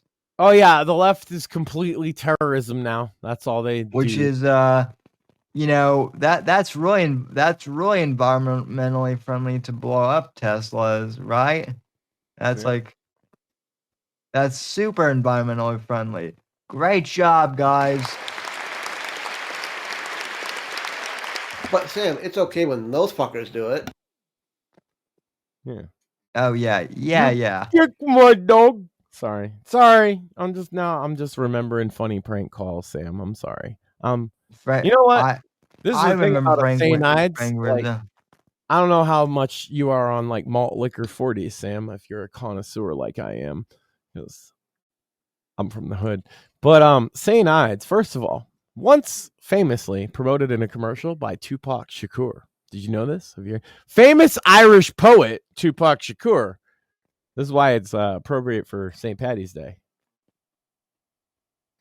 Did you know it was also the favorite drink of another famous Irish poet, Christopher Wallace? I didn't know. Famously known under his pen name, the Notorious B.I.G. Oh yeah, then I did. Yeah, the famous Irish poet, the Notorious B.I.G.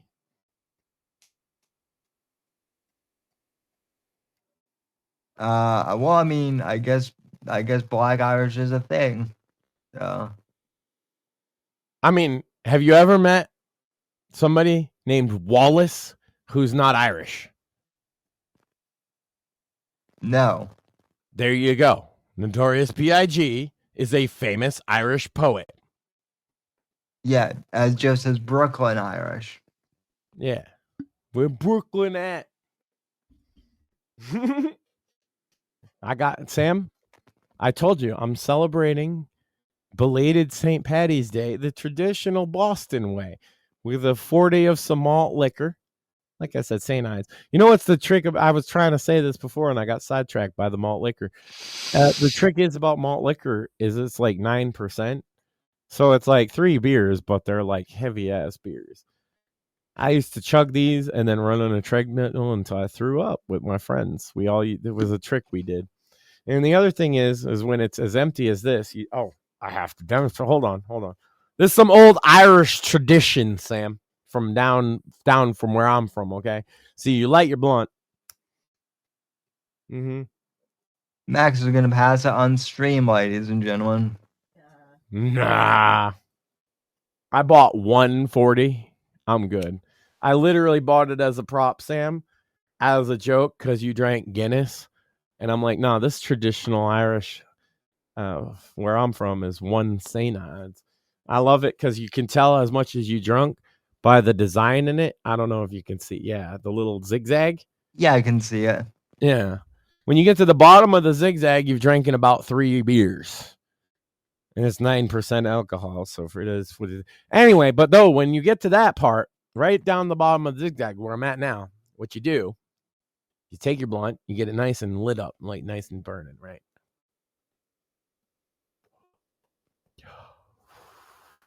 And then you take a big ol' rip. Ready?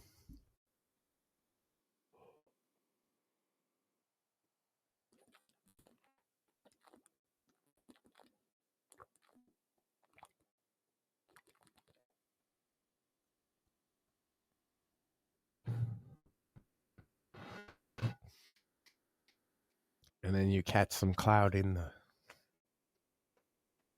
My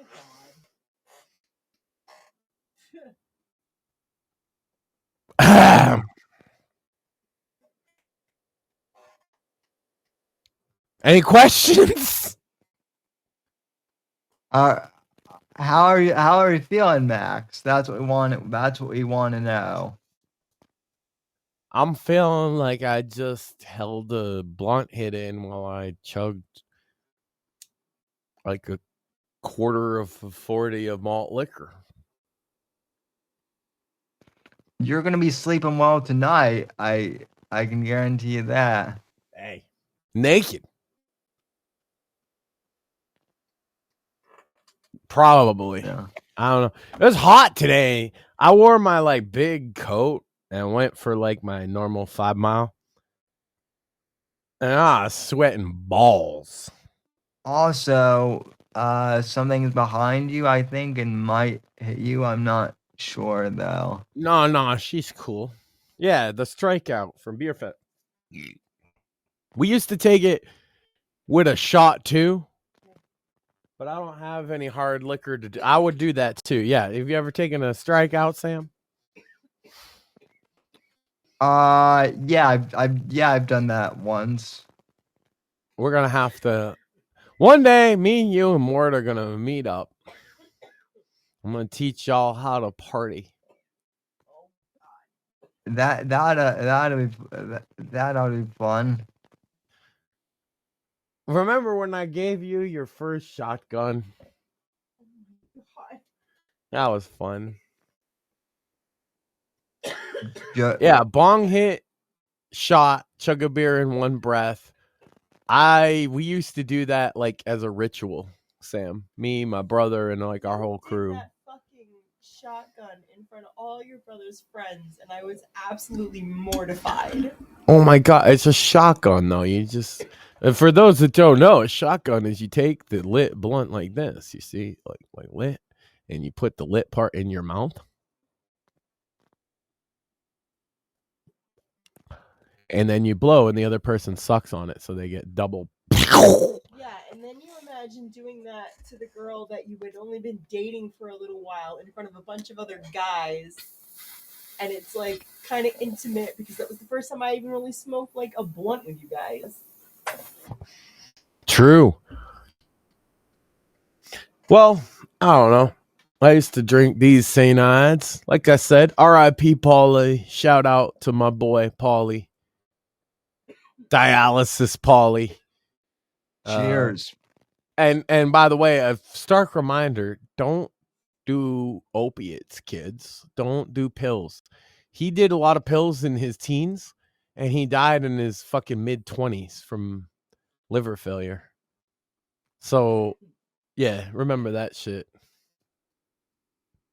Yeah. Take it easy on that shit, bro.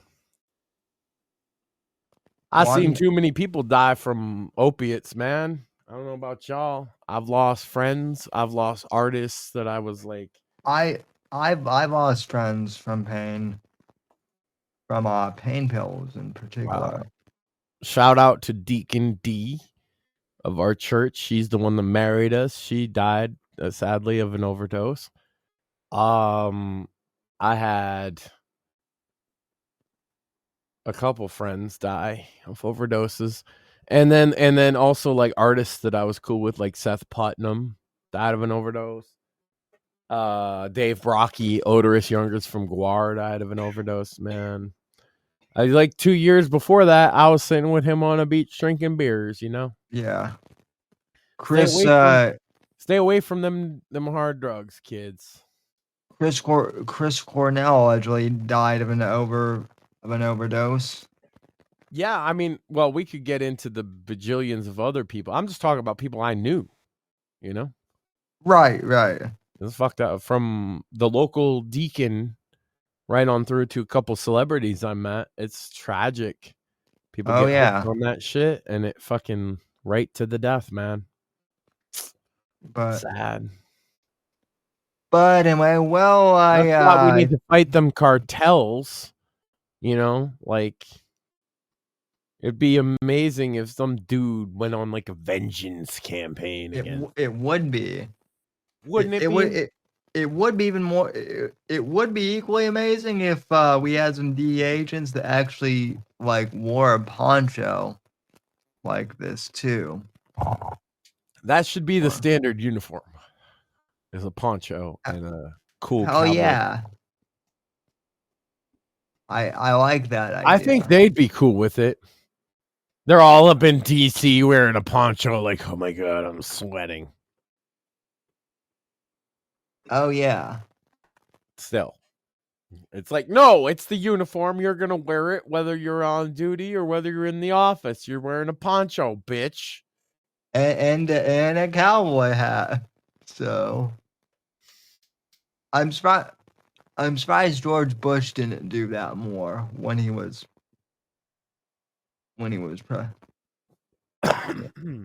But anyway, starting March 25th, you can pick up Night of the Vigilante in paperback, ebook, and Audible edition too, because the audiobook is done as well. So, but anyway, and we'll be having a show next week for this launch too. Big ass, amazing, biggest event in the history of Right to Offend Media is the book launch of Night of the Vigilante for Sam Whitfield. Available soon. Biggest launch to date. His best novel so far. And some it's some totally people, like, hold that cover up real nice and bright, like right next to your. It's totally not a self-insert on the cover, guys. No, not at all. I totally did not use Brennan Herrera as an influence either. So. And I totally didn't include some RTO media people in the blurbs as well. So some Easter eggs for the resourceful audience. And that's not in this version either. That's in the final version that got uploaded today that nobody has seen yet. So again, if you are able to, you can pre-order the ebook now, but if not, 25th, it's in paperback. So we're gonna be pushing this hard. Indeed. Good work, man. I've been working hard on the commercial. We will be there before the 25th. I promise that. It ought to be a lot of fun, and we'll have to give her credit. Well, well, she deserves a lot of credit. She deserves all of the credit for that clipboard that you've been. I'm not sure if it's a clipboard at this point or a blunt instrument more. I think it it's can more. be both. Where is it? It's right there. That's your coffee pot. Yeah. In the hall. Yeah, she made Max's top 10s. You know what, Sam? The next list I need to make is I'm gonna make not even a list. I'm gonna do a video of the top 10s because we have more than 10 now. Oh, that's cool. Yeah, top 10 of the top 10. I'll throw that up on the Rumble channel at some point this week. Top 10. There you go. So, yeah, but all the long versions of them because there's a bunch of silly bits in all of them. Sam's a funny motherfucker. He fucking throws me off half the time. I have to fucking stop. Yeah. Oh, he's so innocent. Everybody's shocked. Sam. Oh, yeah. You people enable this. They always underestimate me. They do. And it enables this bullshit. If you guys only knew. Like, you see the ego he throws on, and he's a little bit aw shucks, but there's a big, look at the smile. See? There's a big ego. Mm-hmm. Then the camera turns off, and my God, he's like, I asked for a latte, bitch. Sam be slapping interns. We have to sign NDAs. Pay. It's awful. Sam, you're like Ellen DeGeneres. Oh God! I'm not that bad. I'm not like. Everybody thinks you're real nice, and then the backstage people are like, "Oh my God, he's the worst." Just last week, he slapped 3 interns, ladies and gentlemen. 3. What did they do, Sam? Well, to be fair, they were asking. To be fair, they were asking for, and I 2 of them I slapped on the ass. So. They knew that. The audience knew. Yeah. You know what's one of the top 10? This is a shoot. This is full on, like, no jokes. One of the top 10 lists we have written down for future use, Sam and Mort, if you're listening. What was I'm it? here. Top 10 reasons nurses try to skip Sam and Mort. That would be an entertaining one. Yeah. Number 1 is because they pervs. What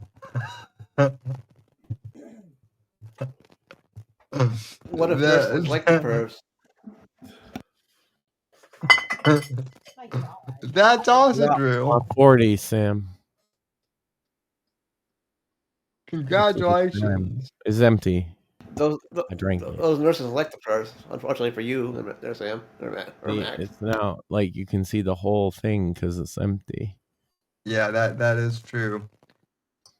But anyway, I think that'll do it for tonight's show. So that trumps your pint of Guinness with a 40 of malt liquor. That's traditional Irish Americanism right there. Mm-hmm. And I missed your show. Because I made a bomb-ass corned beef dinner, and I overindulged in it and went into a coma. Now, here's the question. Do you put mustard on your corned beef? Okay. As do I. I make a big old... Hold on. Two things. We're going to wrap up. I get you. But if you're asking about my corned beef, this is serious now, Samuel. Okay. Mm-hmm. First, the night of, you make the nice big boiled dinner. You use a good amount of the broth and some butter, potatoes, cabbage, carrots, corned beef, cut up. Use the cutting board and a nice good knife. Then dribble. You need to do the dribble. You can't just be all like squirt. You got to dribble. Over the fucking bowl. I use a bowl. Then mix in with the butter, everything else. Little bit of the broth.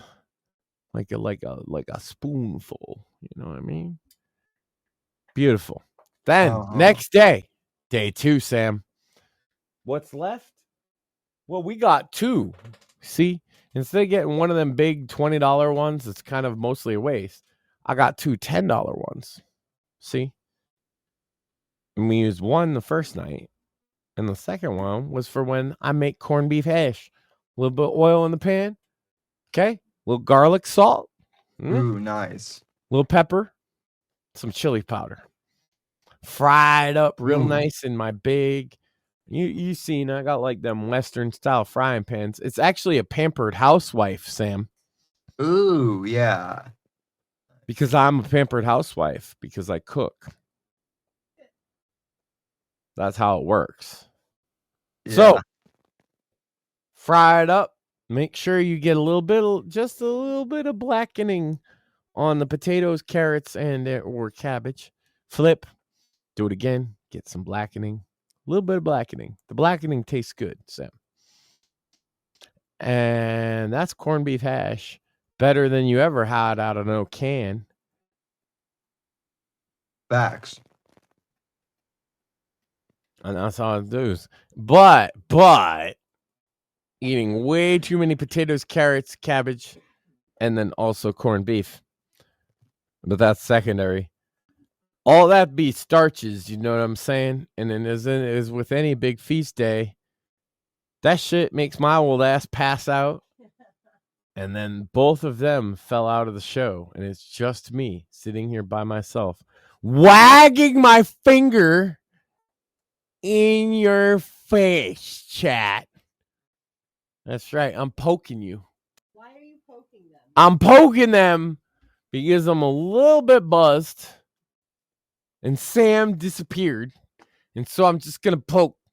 I'm going to poke. I'm going to prod. And I'm going to hit all the sore spots.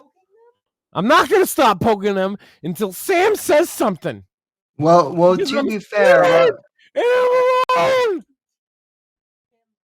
to be fair, do anymore, Sam. You sound like one of those crying, screaming. No, you don't know. You don't understand what it's like, Sam. You went away. I was all alone, Sam. I had to poke the people. I had to poke them. I had to poke them like well, that. you know, they made me Rumble forced me to log back in again, but I'm back. So... Bastard. I was all alone. Yeah, you were all on for about like 2 seconds. But I'm slightly fucked up, Sam. That might as well have been 20 hours. Yeah, I can tell. How dare you, Sam? You just abandoned me. And on that note, fighting for the people, Sam. And on that note, can you go back to the moon? I am so clipping this, putting a fucking screaming mug with it. She be clipping it. I be clipping. You know what? Drunk Max is a lot more entertaining than drunk Pex, though. I will say that. See him stumble and fall in a hallway and then profess his love to you is hilarious. I'm not gonna profess my love to anybody but you. I know, but what I'm saying is that when I see you do that, it's really funny, and that he would laugh if he saw it. Look, man, I'm not drunk. I drank a 40.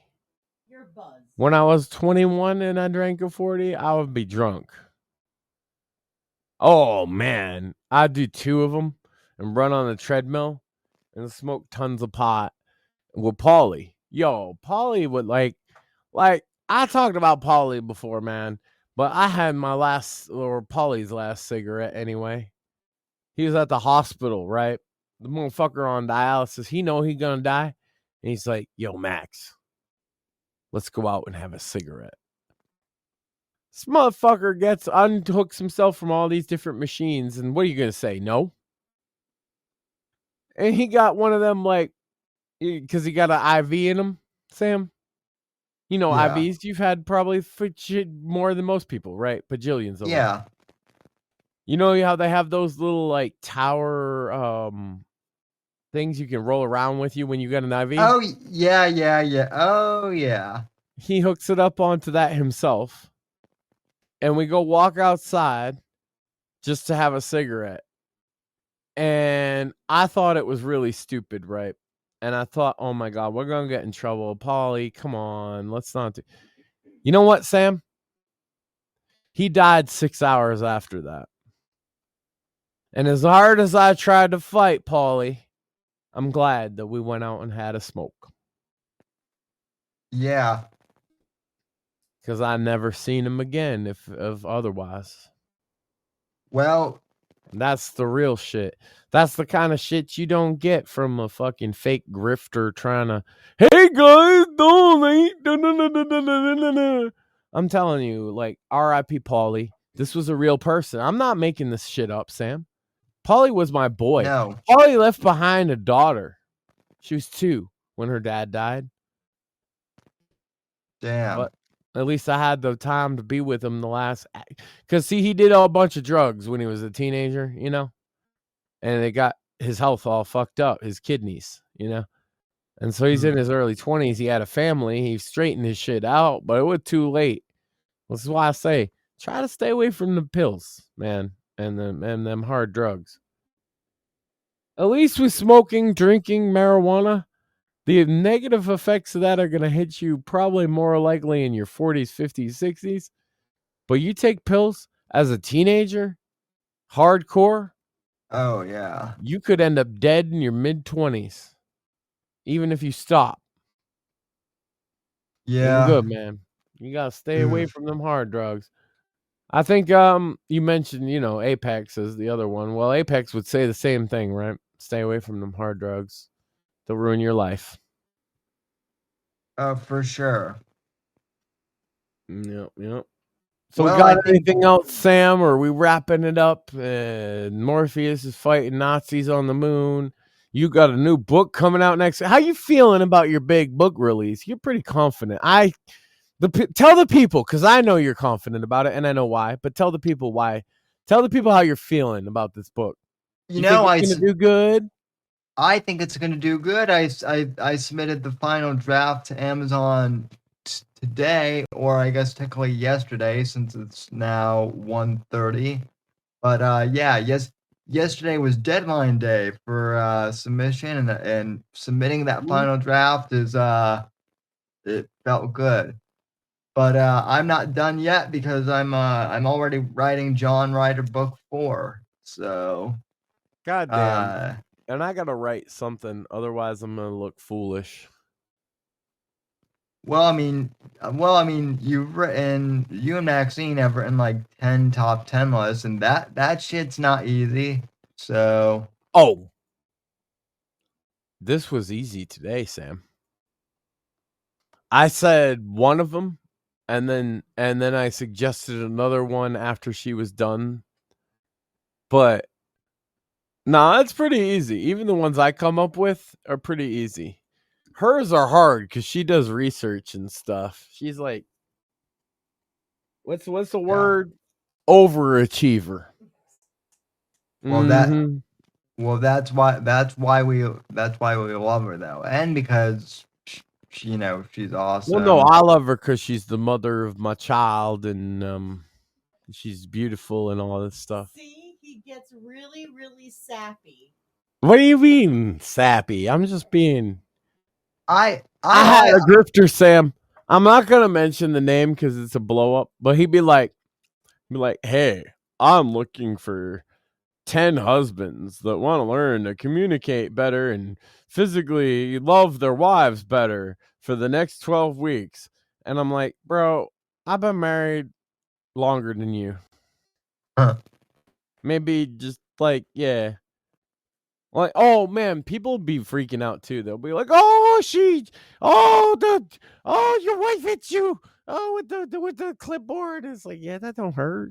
What the fuck? You crybaby. Grow the fuck up.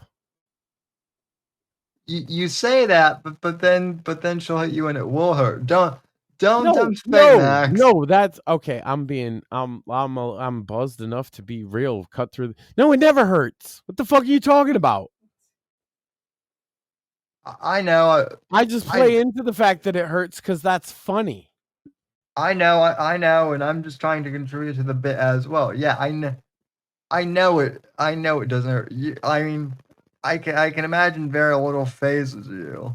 Very little does phase me, right? Like I can just smack the shit out of myself and I don't even fucking budge, right? You might be the one person who, if I ran, you might be the only person I know where if I like ran you over with my power wheelchair with my tire, okay, that might hurt, but maybe not.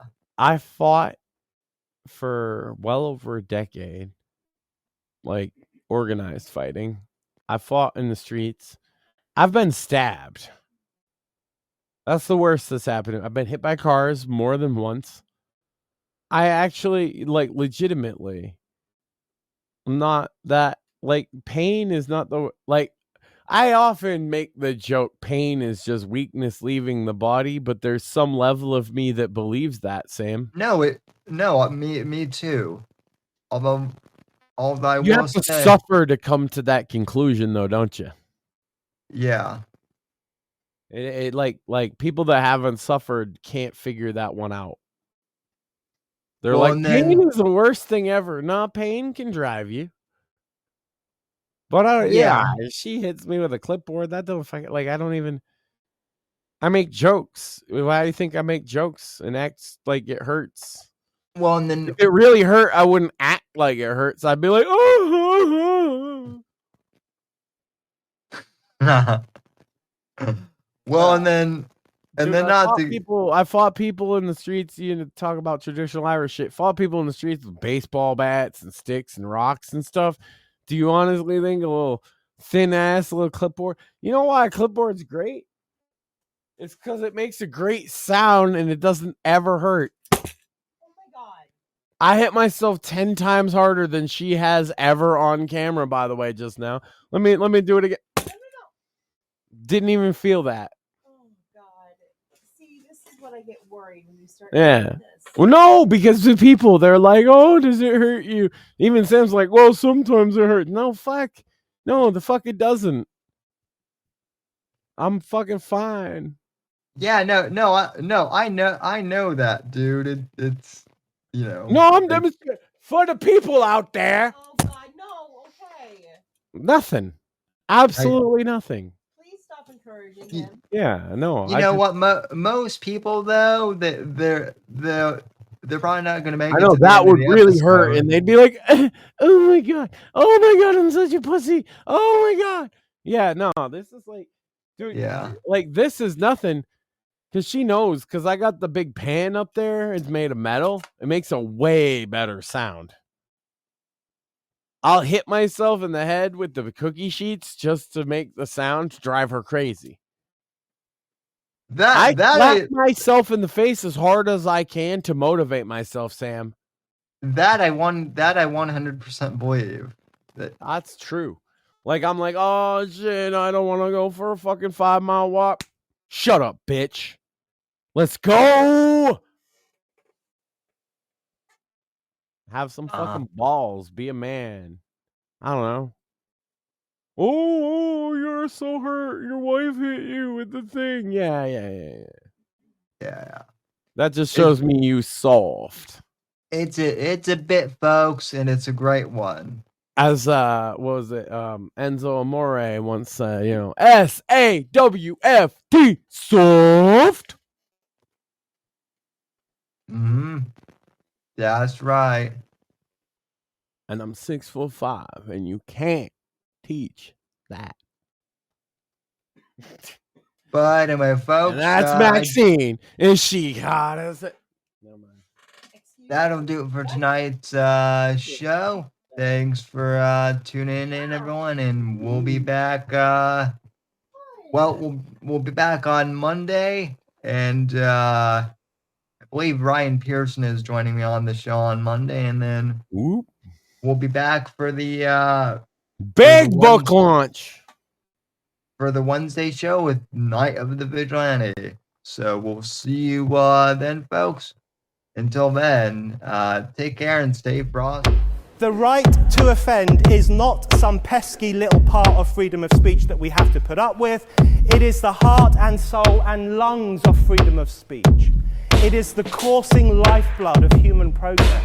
It is the instigator of liberty and modernity and science and understanding. What a laughing stock today's student leaders are, that they can so casually dismiss the right to be offensive without realizing that their lovely, enlightened lives are the gift of individuals who gave offense. Offensiveness is not just something we have to begrudgingly accept. Offensiveness is the motor of human progress. Thank you for watching the Whitfield Report live on the Right to Offend Media Network. Make sure to check out Sam's books on Amazon, Audible, and Kindle. You can follow Sam on X at SamW_NGC and the Right to Offend Media Network at RTO Media. Like, comment, subscribe, and share with your friends. And until next time, God bless, God save this great nation. God, freedom, legacy, in that order.